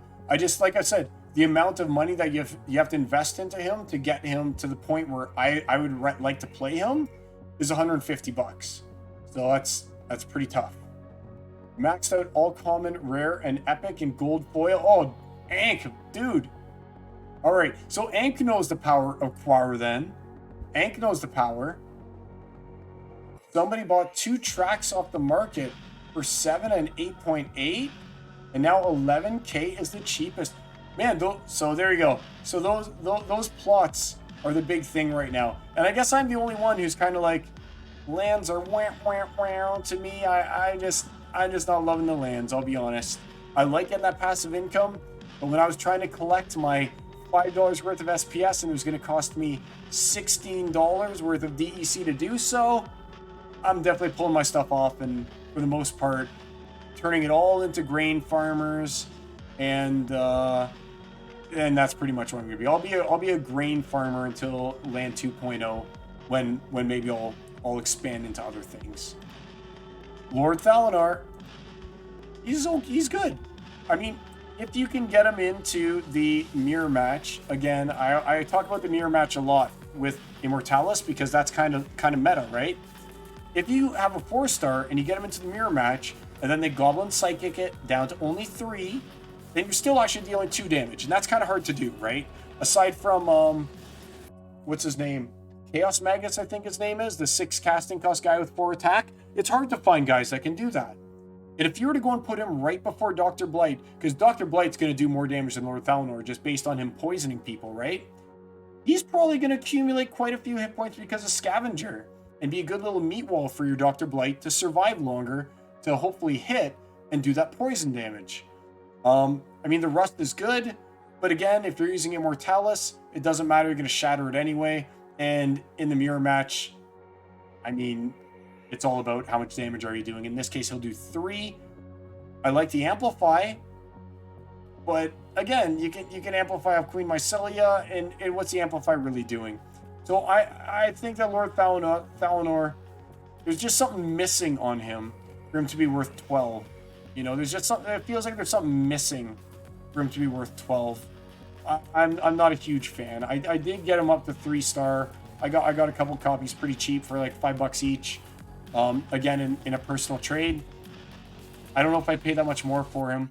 I'm really disappointed kind of with these two guys. I wish that they would have gotten Earth a decent legendary. I feel like neither one of these is that great, you know? A little disappointing for Earth in my opinion there. Hard to justify using him unless it's a 99 mana. Yep. The Domination of Praetoria. Do it, Steve. All right, let's move down to, I guess we'll do Life next. Life, I'm loving Life. So Life's got a lot of good stuff in it. So the Aria Bandit, I mean, he's not one that I'm going to focus on necessarily. I mean, he's got a nice high speed. He's got good hit points. He's got dodge. He's got only a 4 casting cost. He deals 3 damage. I can totally see this guy being played in Little League matches, or even just like ranged only matches and things like that because of his high hit points. And when he gets pulled up to the front between the dodge and the 5 speed, I mean, dudes, you're going to miss this Aria Bandit, and it's going to take a while for you to whittle him away from the 8, right? So Aria Bandit, I'm not focusing on him. I would want to get him, like I said, up to at least the 6-star for the 3 attack, but I would aim right here for the 8-star, because then he's got the 3 attack, and look at how much his speed goes up between 6-star and 8-star. So I mean, I would definitely say that 8-star is a sweet spot, especially if you're playing Diamond. He's worth it to get him to 8-star. Alibu Forester, I mean, it's another one of those guys. I actually bought the cards I needed in order to get him Triage, because one of my favorite combos right now is to use, let's just go over here to the battles, is to do things like this right now, right? Is to do things like use Owlette along with Grimbarden Smith and Zakharok or something like that. But if I ever have Iziar going as well in front of Grimbarden Smith, like pretend that this Bruise, we had a little bit more mana and it was an Iziar, okay? Now Iziar is dying. He's pumping my Grimbarden Smith to have tons of magic attack. And on top of that, I've got our little buddy over here. Come on, little buddy. With Triage healing Iziar. Like, that's what I'll be using him so much for. I don't care about his True Strike or anything like that. But what I care about is at least having the triage Iziar while he's getting the bonuses from Owlette, so that Iziar can martyr my Grimbarden Smith. Like, great card. Let's see what he's going for. 22 cents. That seems reasonable for sure. And again, don't forget, these are common cards, right, guys? These are commons that are worth 22 cents. When you look at the commons from Chaos Legion, they're worth like a penny each or something like that, right? Skyspire Yak. I want him at least at 9. He gets healing. He's a good little tank. If you can't use Zenith Monk, even if you can use Zenith Monk, look at this guy. He's got double strike basically, right? If you're using what's it called? Grandmaster Wraith. Now he's got 3 attack. Now he's hitting for 5, and he's got healing. And it's going to be like magic armor. He's a good guy, and I got beat by him already by someone who had him at 9-star. So I've already lost to this guy who heals 2 hit points. I think if you get him up to 8, he heals 3 hit points. Is that how it works? Or does it need to be 9 hit points? So with Lux Vega, he'd heal 3 hit points, right? Because he'd be at 9. So Skyspire Yak, yep, I want that guy at 9. I might even have, do I have bids in for him already? I might already have bids in for him. Double check. I don't. And that's fine. That's fine. What am I doing here? Alright. Yakety yak. Alright. Mariput Magician. It's another healer. This time it's a healer outside of ranged. Obviously, it's kind of weird to be giving him shield and stuff like that. But my main thing with him is if I can get him to strengthen, that's awesome. Then he'll have 9 hit points, 5. You can use him in magic only, and then you got another, and then you got tank heal in magic only matchups, and you got a nice little meat wall that you can shove to the front with 9 HP at the top, or even just like having him here with a little bit of shield. That's still totally fine as well. It's all about the tank heal on this guy for only 5. So obviously Mariput Magician, wherever you want to send him is fine, but don't overlook Mariput Magician. It is a really good card. And again, Chul, Prunda, those cards are fine. We talked about those guys already. Bought some Arya for the gold alt. Gold foil alt. Yep. Mariput and Jin Renova have this strength, have that strengthen for added life. Yeah. So between the two of those guys together, that's +2 health to everybody. And now your tank heal is probably healing them a lot more as well, right? Because once you got their health up, then tank heal is based on the number of hit points that they have. I think it's every 3 hit points it heals 1, right? So if they've got 7 hit points and you're using Mariput with strengthen and you're using Renova with strengthen, suddenly you're up to 9 hit points and now you're healing for 3 instead of just 2. So, like I said, Mariput's great. And I have a soft spot for Mariput because it's the card that I got to reveal on my stream. So, loving Mariput. Like, all of these cards are all solid for life. All of them are. Life is my favorite right now. Anacron Bolter, I put him next to Iziar. I resurrect Iziar a few times. Anacron Bolter gets big. I mean, and it's got headwinds, and it's got repair. I think I already paid to get mine up to 6-star. I did, because having repair is so good, especially like with Mantaroth in the front, and like I said, even with Iziars and things, because if you're using Grandmaster Wraith, then the repair actually counts for magic as well. Fantastic card. Obviously, you want to get him up. Archer, he's fine. He's good, I guess, in non-melee matchups. He could be okay. Nothing really too impressive out of him. He's just fine. Silverblade Fighter. I love the armor, the protect that he gets. Again, he's one of those guys. The flank is fine. He only costs 6. So what you really got to look at is he's got 9 shield, right? He's got 9 shield because of his own protect.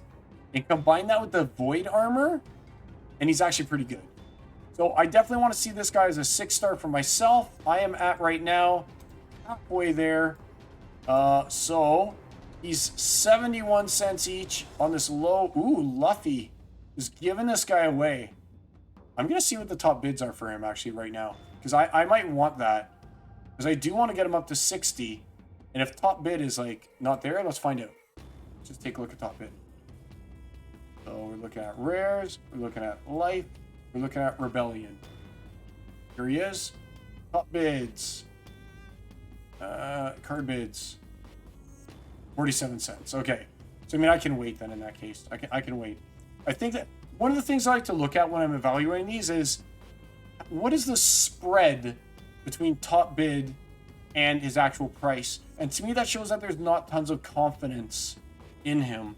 Now, it could be because they don't realize that he's actually kind of decent, but I don't know. It makes me feel like like people lack confidence in him. And the flank is actually really good. So for 6, like I'm saying, you'll end up with a guy with 8 armor. This at 6-star. He'll have 8 armor, 6 hit points, but it's the void that makes it good. So he's actually like, it's got 14 hit points. 8, 9, 10, 11. Yep, I did that right. And he enables another flanker from behind. So I think he's good too. And obviously the regulator here, like boom, hits for 4. It's true strike because his 1 would have him missing without it. And it's opportunity. And he's only 5. Like, this guy's the Torch Vizier equivalent. So this is Life's version of Torch Vizier, right? Obviously really good. Avina of the Wolf, amazing card. I want to max this one here so I can actually play with it. I want to give heal to Grimbarden Smith. And then you've got an immune, void, shielded, healing. Grimbarden Smith, who can't be poisoned and can't be afflicted, so he just heals for forever. Avina's really good. Obviously, I want more Avina. She's 347 apiece. She just went up. She just went up. So someone must have just bought her out. Look at, yeah, that's all that's left for sale. That can't be right. Let me go back to market. That can't be right. There's only 5 Avina of the Wolf left for sale. Guys, like, look at this. Avina might be the $5 rare. Another $5 rare soon. Like, for 347? Wow. Like, it makes me almost want to just sell her right now and wait it out. Because that's almost like, that's 75 bucks for what I got here.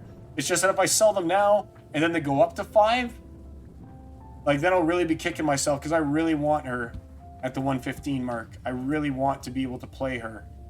But wow, 5 on the market. I'll be honest, if she hits $5, I'll sell them. I'll sell them all if she hits $5. But jeez, like if she hits 690, wow. Yeah, but she's really good. Silverblade with Yak would beef up that armor strike. Ooh, you're totally right.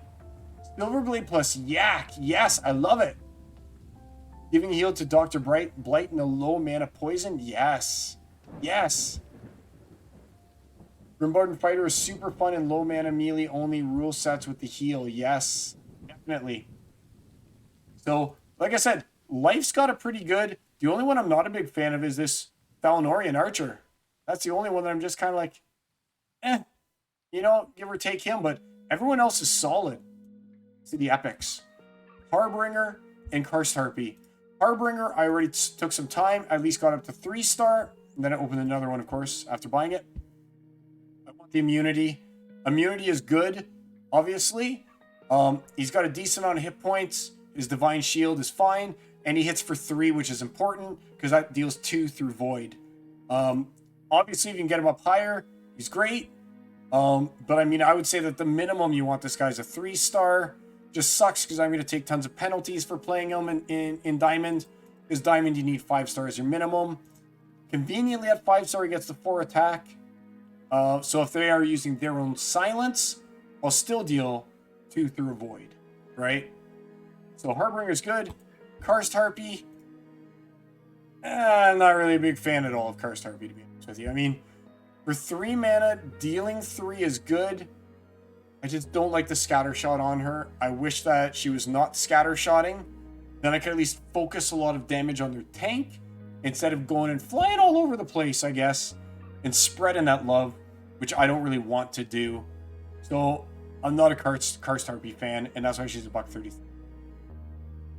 So many good mythics, and I open mostly, like, let's just take this away.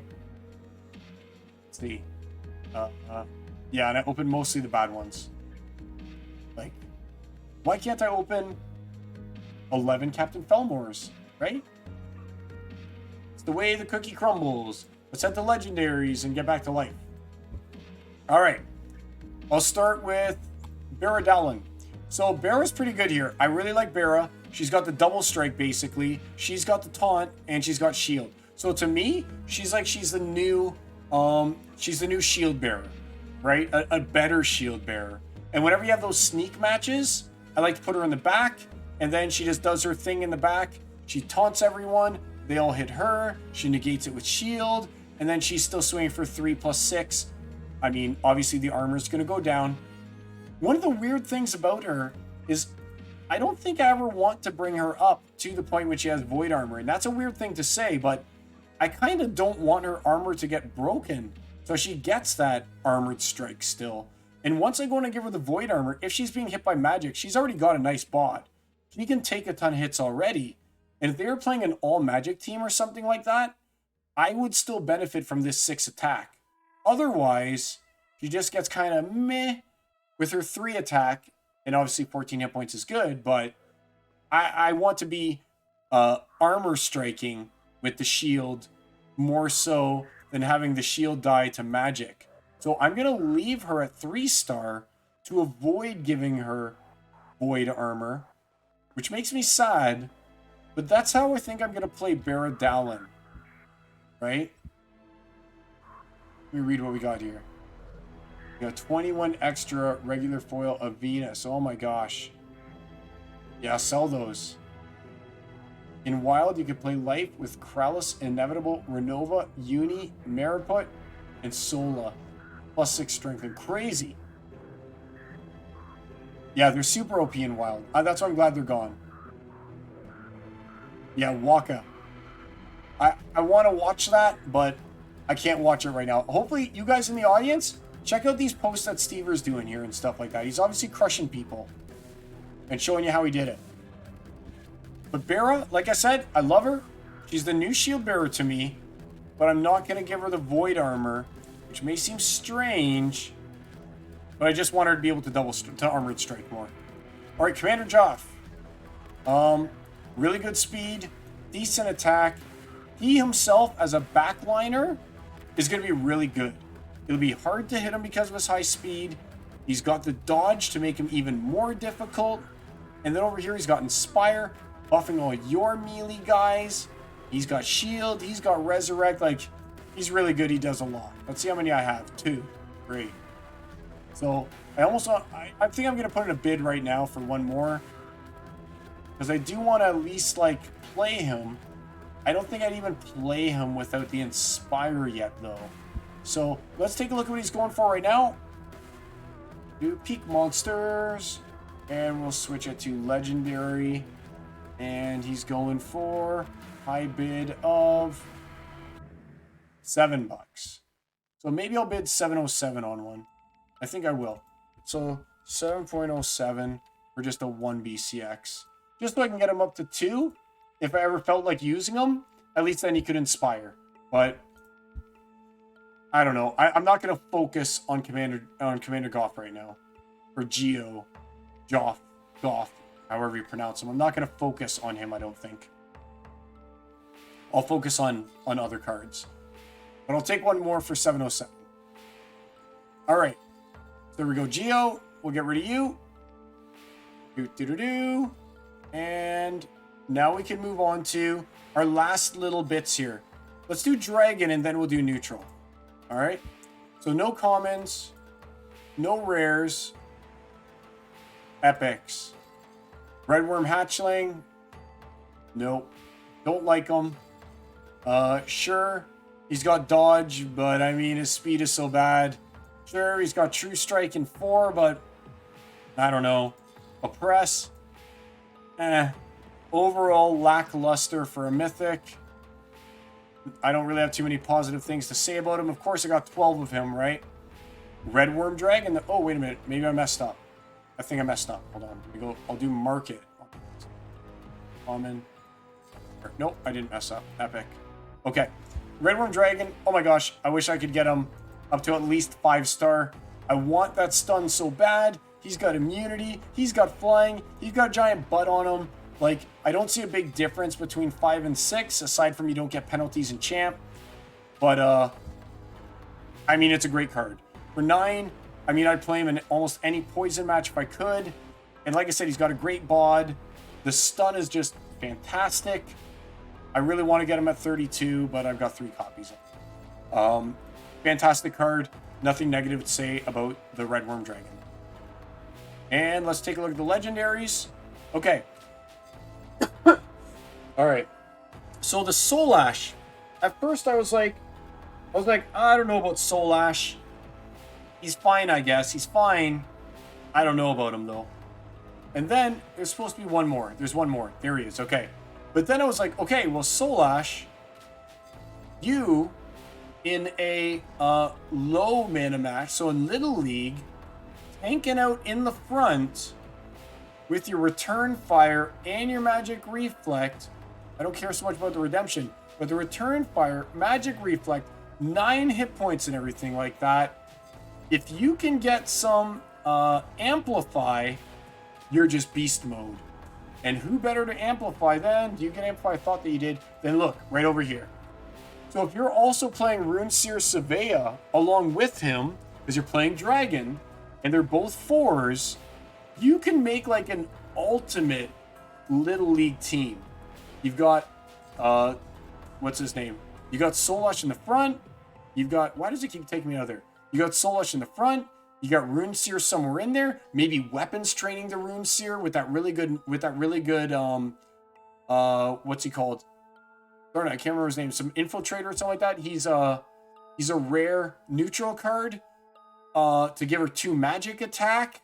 Like, these two work so well together, right? Especially with the Solash just like sitting there tanking out and reflecting everything back at them, and then dying with redemption is fine, but for me it's about the return fire and the magic reflect on the guy in the front and amplifying it. Like, very good. Yep, another res for Iziar. That's true. It is another res for Iziar. Okay, so Stever, you're just crushing people with Avaricius and Waka then in that case. Very nice. But that's my combo with Solash. And again, Rune Seer over here. Look at all those abilities. And she can be weapon trained. Like, okay. The weapon trainer, and now she's got all this stuff on top of being weapon trained. Crazy good card. I have 0. I think I got 1 and I was like, ooh, maybe I'll sell it. And I think I got 18 for it. So, I mean, I'm happy I got the 18, but wow. Look at these 3. Why are these 3 so cheap? There's 3 at 14, then it goes to 17. Let's take a look at Peak Monster. All right, we'll get rid of you, and we'll put in you. Rune Seer. Bid. So she's at 13 before people really want to start getting her. She's at 13. I mean, I feel like I can hold out a little bit more on Rune Seer. Because I would want her at 4-star for the combo to get the Amplify. And without having her at 4-star, I mean, she's obviously fantastic, but she wouldn't work that well in the combo that I want to do with Solash here. And again, if I'm prioritizing, I don't want to spend 126 bucks on her just yet. So she's gonna have to wait for me. She's gonna have to wait. But obviously, fantastic card. I mean, if I could get her to 6-star, I'd still be happy, to be honest with you. Because the repair. And the blind. And the protect, I guess. And the cleanse. She goes so good with Mantaroth. Like, makes Mantaroth way bigger and everything like that. She's a great card. Alright, no complaints. And a Kane, what more do we need to say? I mean, gives 2 people ambush. That's the main thing. No one, like, give lookout to 1 unit. No one cares about lookout. But give ambush to 2 units? Buddy, like I said, that to me is when I would give ambush to...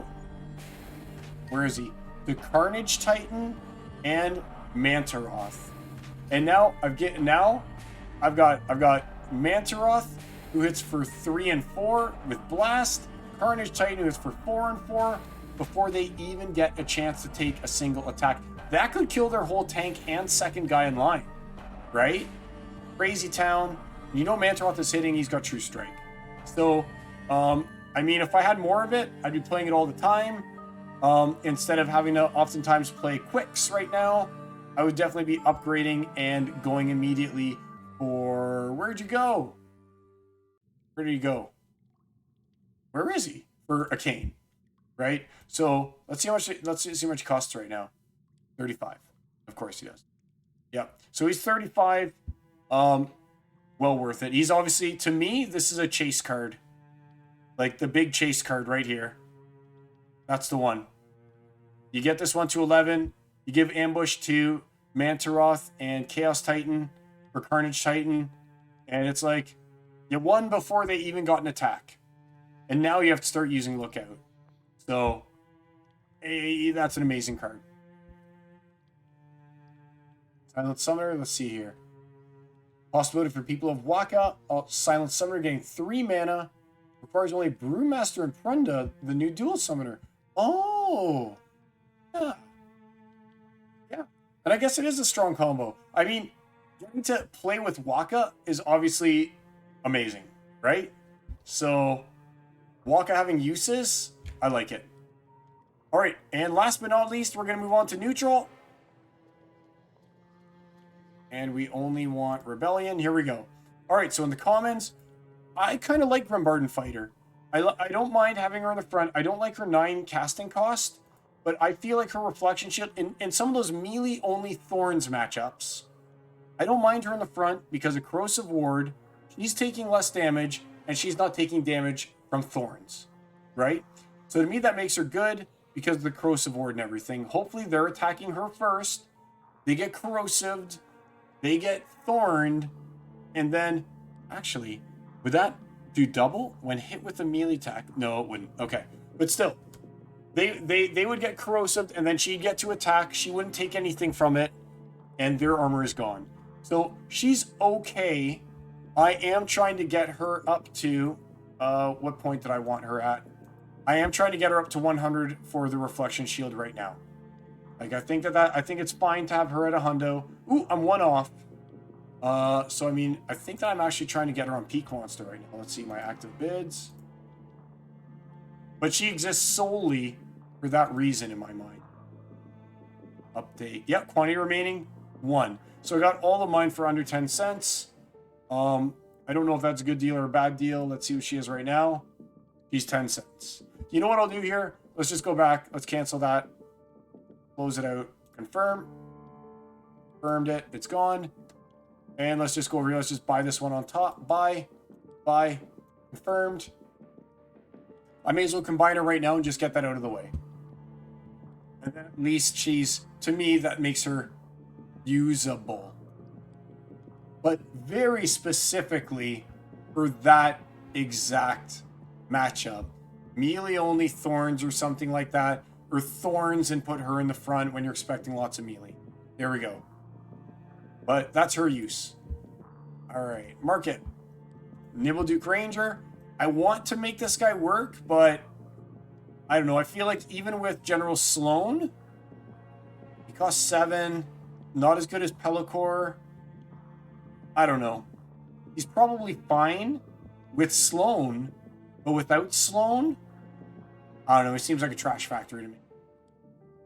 Olendin Overseer. I love him. I will get the fat hippo as high as I can get him, and then I will try and weapons train him, and or I'll flank him somehow. I don't care how. This guy's really good, especially in those no ability matchups or something like that. Or even with Immortalis, he'd be really fun too. No, he gets shield broken by their Immortalis. But I like him. I can see some uses for him just because he's a fat stack. You know? In the straight up no ability matchups, I can see him being good because they have to get through 27, right? Where'd I get my guy up to so far? I got up to 60, 714. Even that's not bad. That's 21 hit points worth of stuff, right? I like him. Chaos Lackey, I don't know. I guess he's fine. Do I really want to get him up to 9-star just to have him have 2 attack? He's probably not fine. He's not good. I don't like Nimbleduke. I don't like Chaos Lackey. I do like Eulendin, and I sort of like Grimbarden Fighter. I had so many of them, I was like 30 off. So I figured, all right, fine, I'll spend the $3 or whatever, right? All right, rares. I want to start with this guy here. So Drybone, stats. The ambush makes him good. I would love to get him at 8 for the ambush because he only costs 4. Seems like a good body over there. I guess I would take him at a minimum of 3-star 14 just because the ambush again in one of those low mana matches, he'll be fine. I'm not focusing on him, but let me guess. I got 25. That's exactly enough to do something with him. I may as well combine him right now. He's fine. You know, he's fine. Mad Ogre Anarchisto, on the other hand, is really good. I definitely want to get him up to the point when he's got immunity. He gets 3 attack. He's got opportunity. So sometimes you just need a filler for those melee-only matchups, right? Great filler because he's neutral, and the immunity's a bonus. And, I mean, he's not bad. Like, from a speed perspective, he's okay. He's actually got a decent amount of armor and hit points for what he is. Like, he's no Rooney, and he's no Deep Lurker. But, I mean, he's fine. he's fine, right? And definitely in a poison matchup, he's fine. I like him. I'll get him up there. But here's the all-star of the not promo cards right here. If you can get up to 7-star, so you're able to go ahead and have the 2 attack being weapon trained in any low mana matchup, Moxie and Rebel just shine so hard. Because for basically 6, basically, if you've got like Rakzarok behind him and you've got, what's his name? Chaos Agent in front of him, or vice versa. I'd probably put Rakzarok in front and Chaos Agent behind. Suddenly, for 6 mana, you got 6 damage in Magic. Really good. Like, Moxie and Rebel's a great card. I think it's indisputable, and that's reflected in his price, $1.66. Go Moxie and Rebel. How much do I have of you? Only 36. All right. And I don't really want to buy any yet because he's expensive to buy an individual BCX. I'm going to kind of hold out and try and get him to the 85 however I can, though. I mean, we'll talk about Grimbarden Smith. Why not? He does everything. He's fantastic. He's the new Elmo Cambio. He'll be weapon trained. He'll be martyred. He'll be invincible. Single-handedly will win you matches. Grimbarden Smith, let's see what he's for sale for. $333. I'm surprised. I managed to buy mine for $1. Well, I should say I'm not surprised. I managed to get the rest of mine that I needed at $1.80. You'll recall again on the Rebellion launch party when I was like, some cards I don't wait on. Those cards are Mantaroth and Grimbarden Smith. I'm glad I got my guys at $1.80 because it's like doubled now, right? Pretty much from there, almost doubled. So, yeah, if you've got a Grimbarden Smith at max here, you will win matches based on him just being Grimbarden Smith. And you will weapon train him, even weapon training him with that Moxian guy that we just talked about. I mean, he could just win you the game on his own because now he has a way to end the game, right? So good. Like, he can't be afflicted. You can give him the healing using Alvina there. Like, Grimbarden Smith does everything. He is the new Elmo Cambio. I don't know if he's better than Elmo Cambio because of his speed, and Elmo Cambio can just be ridiculous, but he's right up there. He's Elmo Cambio Part 2 is the way that I'd call him. Epics. Let me just see what the chat has to say about him. For 10, you get a Grimbarden with 2 attack. Bingo. Exactly. Right? Regular 4 Nimboduke doesn't have the Xmas Regalia? Let me go look. I saw him with it. Yeah, there he is. He's got the Xmas Regalia. See? He's got his candy canes. He's good. He's good. I got him. He's got the candy cane. You might have to refresh sometimes. But yeah, there he is. Nimboduke. All right. We're getting near the cream of the crop here. Epics. Okay. Palace. He does damage. He's 8. He flies. I mean, that's pretty much all there is to him. So he's fine. He does the job of dealing damage and being a reach guy. And he has a bonus that on Earthquake, he's not going to get Earthquaked out because he flies. And I guess he's got Lookout. Maybe it'll become more pertinent in the future when a lot more Rebellion's out. But right now, he's fine. You know, he's fine. I'm not going to write home about him. Same with Great Porcupine. I actually kind of like the Great Porcupine for since he's neutral for those ranged only matchups because of the fact that he's got close range. So he's just some guy you can throw in. He only costs you 3. He's dealing 3. So when he doesn't have a lot of hit points, and if they do happen to have melee fighters, I mean, they'll get thorned out. But for me, it's like you can almost ignore the thorns. Very flavorful card, by the way, right? He's spitting his quills out, which gives him the range. And he's got thorns. If you get too close, he gets quilled. I love the flavor of him. It's his low casting cost to relatively high damage that is attractive to me. And the fact that he's got close range in a neutral shell that you can toss in wherever you need it. So Great Porcupine, I think, is better than Palace. Palace is Palace, I guess. He's kind of if. All right. So Mantaroth I mean, I've won so many games with Mantaroth. I just jam Mantaroth in if I can. And if I can do Mantaroth followed by the Chaos Titan or whatever his name is, I always confuse his name, all the better. And eventually when I have my Arcane, it'll be even sweeter when I definitely go ahead and I ambush with the both of them. And people are like, I lose automatically. And I'm like, yes, you do, you know? He's got the double strike basically in the form of armored strike and everything. If it's armored up, then he's actually blasting for what would he be blasting for with 5? He'd be blasting for like 3, and then he hits for 3 and blasts for 2. Like, super powered. If you haven't gotten to play Mantaroth yet, he's really, really, really good. I can see Bulldog's just trying to dump a couple here, but I mean, great, fantastic card. I use him all the time. And Nulara, someone who's being overlooked right now, I think, because of the fact that it's got Void and it's got Silence. Even if you only get him up to 3-star, I mean, Stun's obviously fantastic, but even if you only get him up to 3-star, between the Silence and the Void, he's meta changing. He allows you to do other things than just play Immortalis. Because it's almost like this guy's already got Immortalis' enchantments on him in a lot of ways.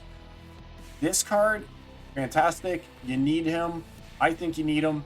He was down low for a while, but I think people are starting to realize that he's really good. Wow, look at that jump too.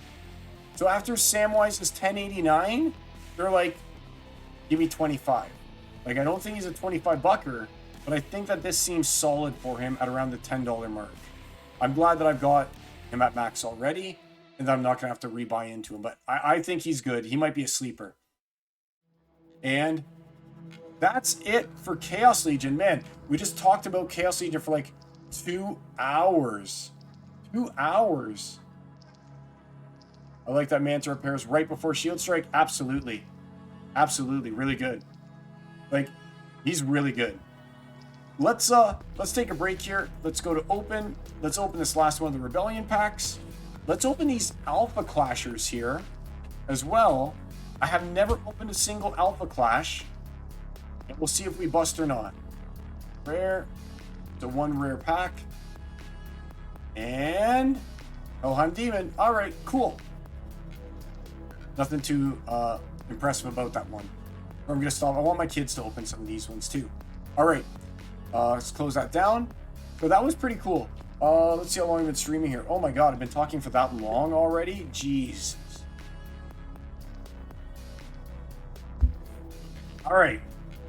Let's go ahead here. Like I said, let's open these Alpha Clash packs because it's a new TCG that seems to be picking up a lot of traction. And like I said, I was in the Kickstarter for it. So I've got some Kickstarter packs. Maybe they got better odds. Let's find out. Manta repairs right before Shield Strike. Rebellion. All right. So here we are. Alpha Clash, which is kind of like a superhero battle game, right? See what we can do here. Open these guys up. Again, I think I'm done with Magic the Gathering, man. I think I'm done with Magic the Gathering. Packs are looking cool. Oh, both because, oh my god, these are hard to get open. Both because I don't like Wizards of the Coast, and also because they've devalued their own cards to the point I can't even open these. That they're not worth me buying except for the singles. It's just not worth me opening packs of them anymore. Oh my gosh, I gotta get a knife or something for this. This is crazy town. I've never had this kind of problems opening a pack of cards ever in my life. Wow. Am I just weak? No, I'm not weak. Can't be. I'll be right back, guys. This is a crazy town. All right.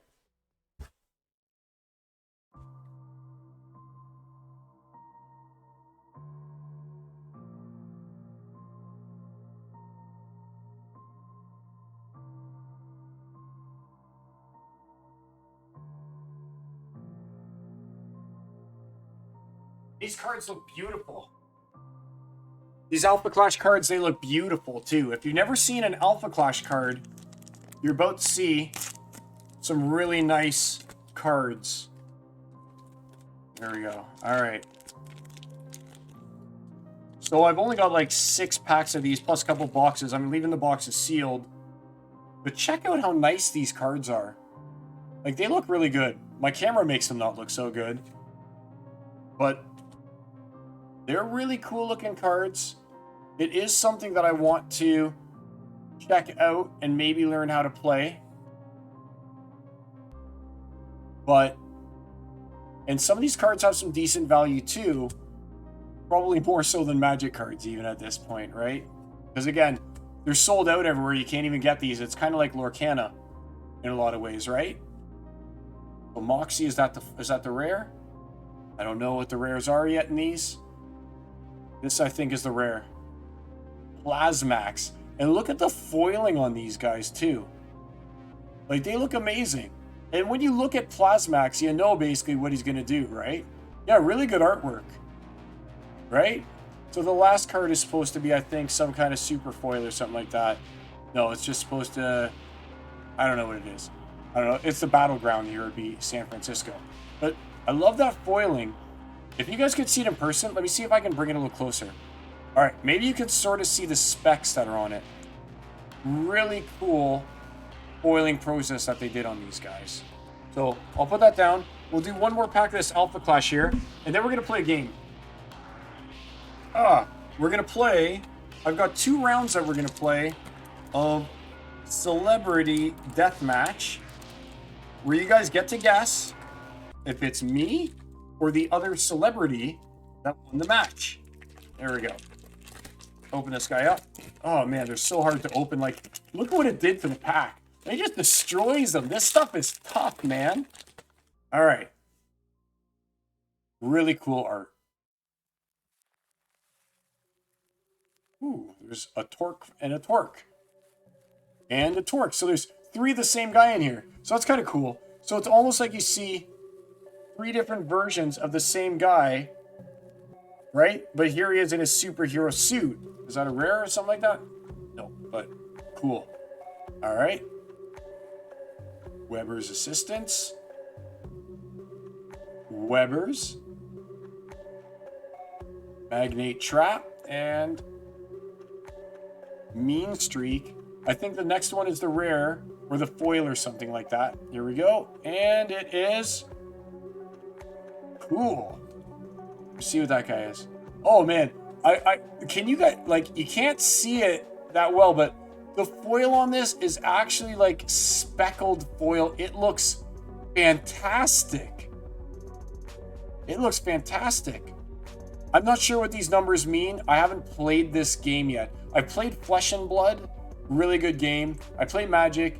I've played Warlord, Saga of the Storm. I played Spellfire. I played Jihad. I played 2 different WWF games. I played so many different TCGs. I haven't had a chance to play this one yet, but I really want to check it out.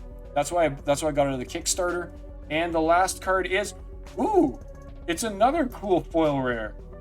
Awesome, look. So I got 2 of those awesome cool foils in that pack. And you can see some of the sparkle on this one. Look at yours legs. The whole card is like that. You see that? You see that shine? All of those cards, I'm like, look at the foiling process. They shine like that. Really cool foiling process on these guys. Really cool. So, yeah, I wouldn't mind checking these guys out and figuring out if they're good or not. Like, I can't read the Fierce Fighter and the Awakened Breaker. Cool. But again, I'm not gonna even look these ones up on eBay yet like I normally do, because I got no idea. So let's turn these off. Let's go back to our main gaming screen.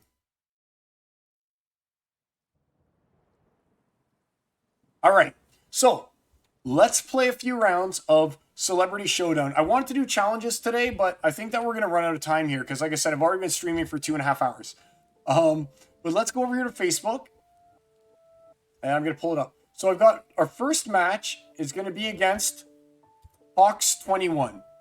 Now, again, here's how we play, okay?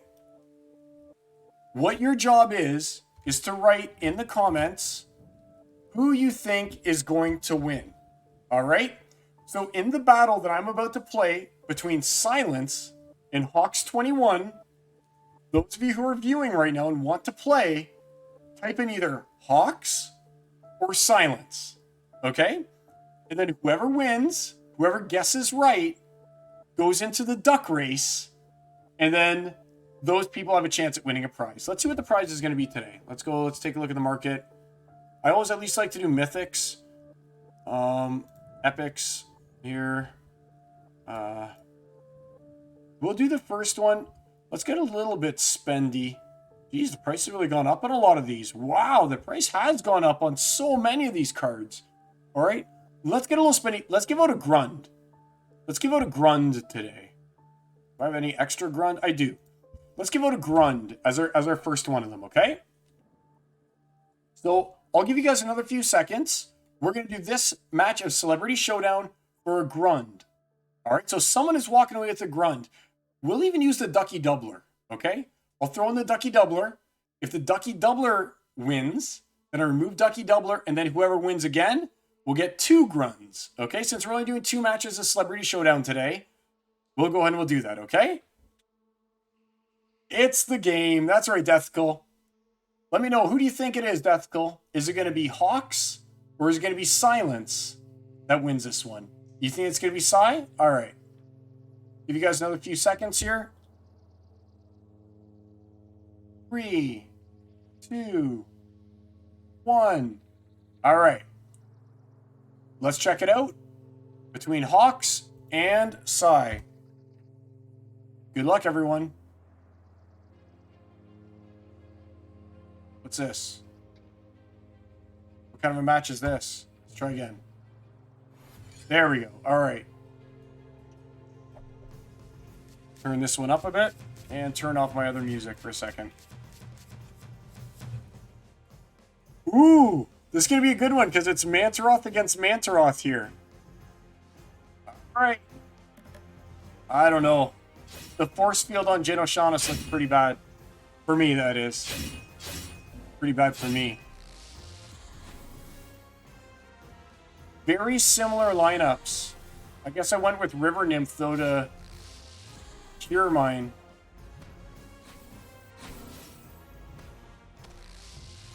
Ooh. So, the River Nymph is going to be really helpful if I'm getting poisoned. And he's afflicted. And I'm about to be afflicted. 8 and 2. I don't know.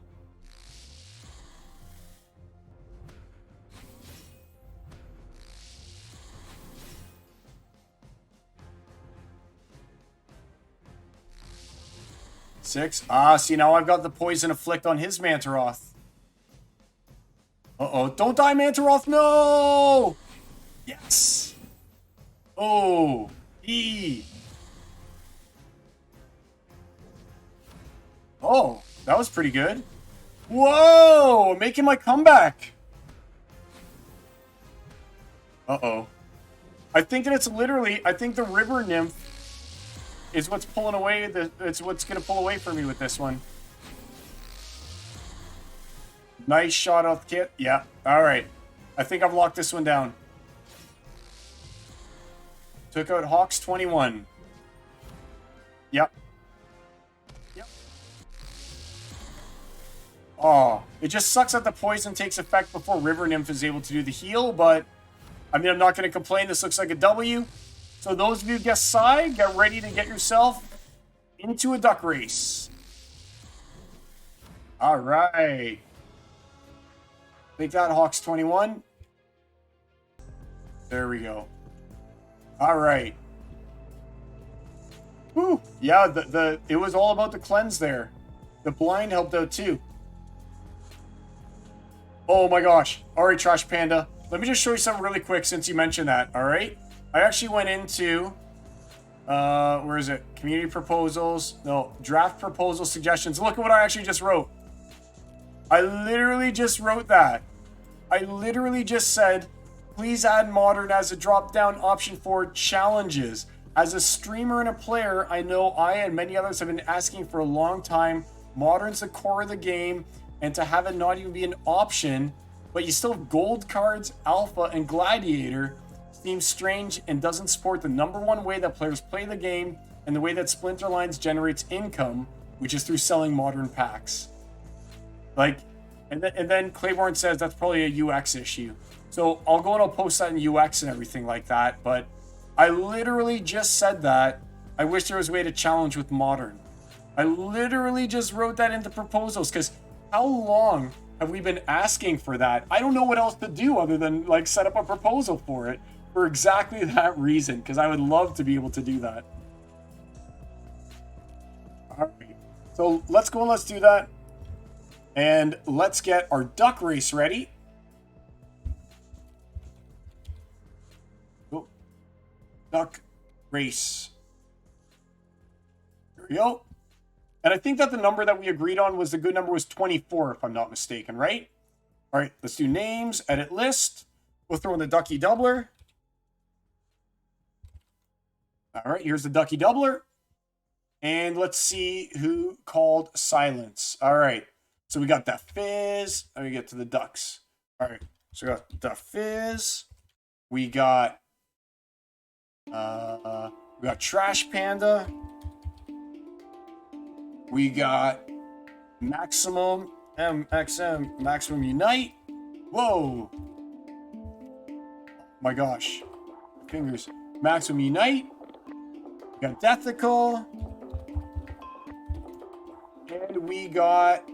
That's it for now. All right, cool. So good chances at the ducky doubler here, guys. And like I said, the number we chose was 24. Let's set it up. Good luck, everybody. We're gonna turn up the ducks for this one. I know we all want to hear the quacking.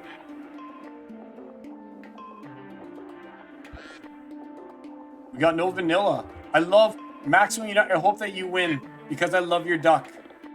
I love your duck. Oh! Deathical, no way! You're as close to the vanilla duck as you can get, so it makes sense. Nice win, Deathical. Send me your IGN. Send me the IGN. And we'll go and we'll get that out to you. Turn this down for a bit so I don't have that buzzing. And I'll hook you up with a grund. IGN. Deathical's IGN is Deathical. It makes sense. Congrats, Deathical. All right. And I think that I had one more of these set aside. I had some other things to talk about today, but I'm getting a little tired. We're at 2 hours and 40 minutes here.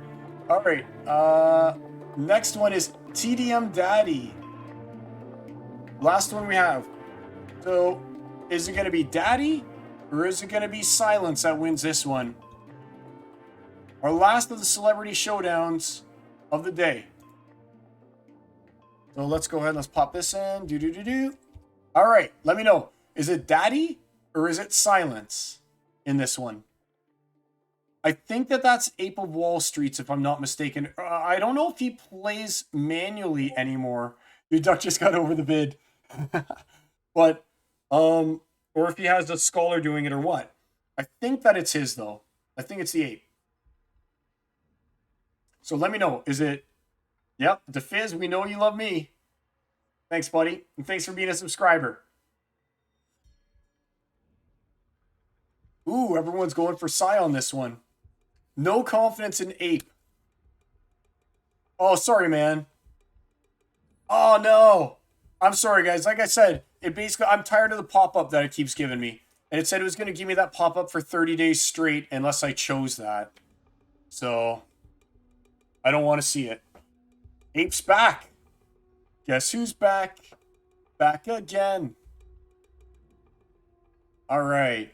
So I'll give you guys a little bit more time. I hope no one else got added out on that one.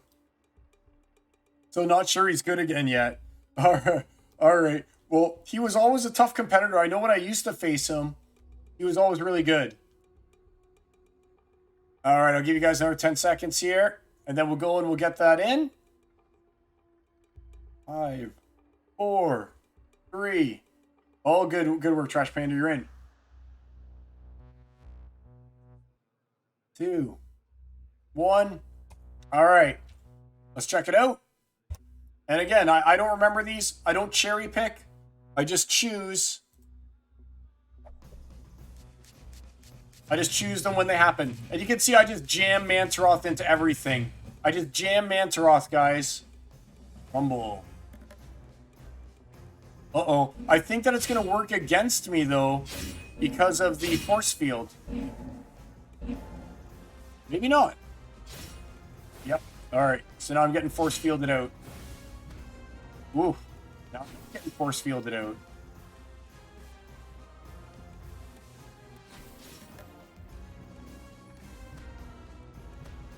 Yikes.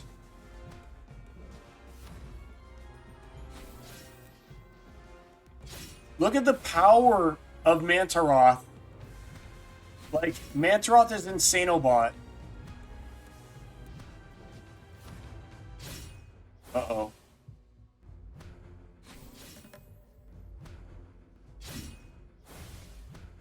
Yeah. Yep. Sorry, TDM Daddy. You must just be getting used to it. Ooh. You missed my bruz. 6 on the Marty. Uh-oh. Uh-oh. Uh-oh.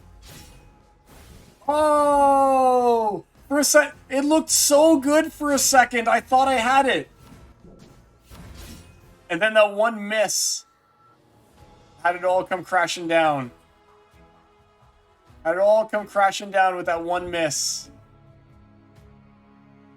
The one miss. All right. Okay, so let's do it. So let's see who got that one there then. It was a close one. We'll get rid of the ducky doubler. Like I said, I don't cherry pick. If I get a good, if I hit a name brand, I write them down. All right. So we got.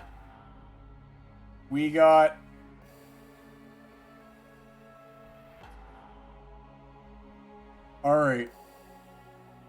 I love Billy. It was so funny because don't forget, for the longest time, Billy was like neglected, right? All right, so Stever, there's only one of you who said it was him. Max of Unite, Ape just came back. So too high. Oh, too high in Trash Panda. So too high in Trash Panda. All right. And let's see what we're gonna give out this time. So too high in Trash Panda, and we'll give out a. Let's give out a Prismologist because I have an extra one. So too high in Trash Panda. Too high. Trash Panda.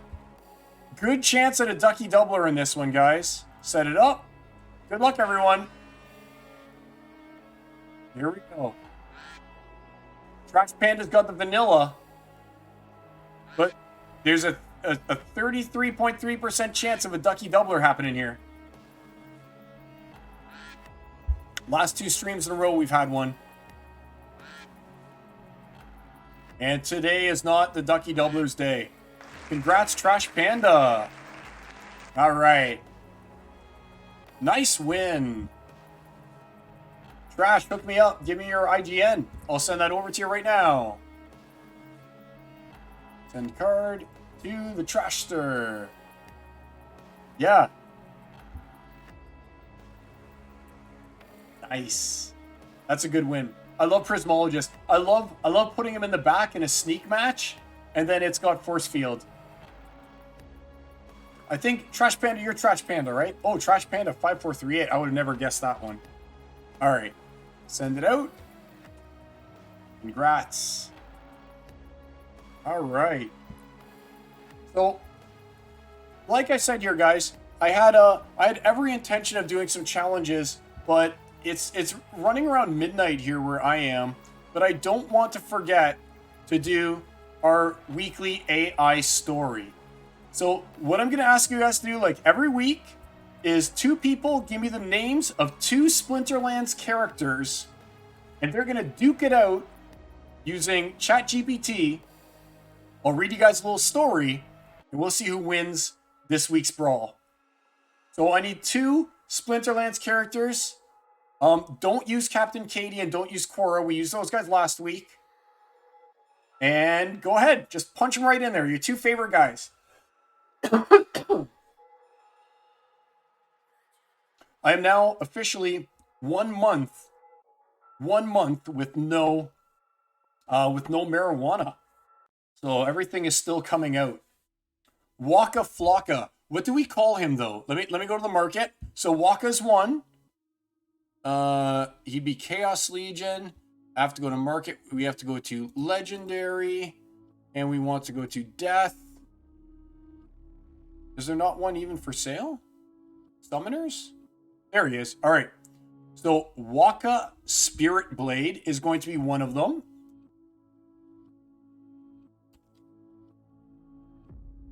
So we got Waka Spirit Blade. And who's Waka going to be facing off? All right, it was Drybone Raider was the next one. Well, we'll save Yodin for another time. I think we already did Yodin anyway, so we'll do Drybone Raider. Drybone. And Drybone Raider. Okay. So here we go. We're going to get our AI story here now. Do your thing, ChatGPT.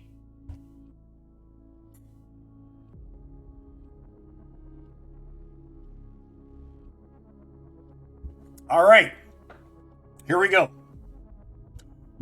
In the mystical realm of Splinterlands, where powerful creatures clash for supremacy, an epic battle unfolded between Waka Spirit Blade and Drybone Raider.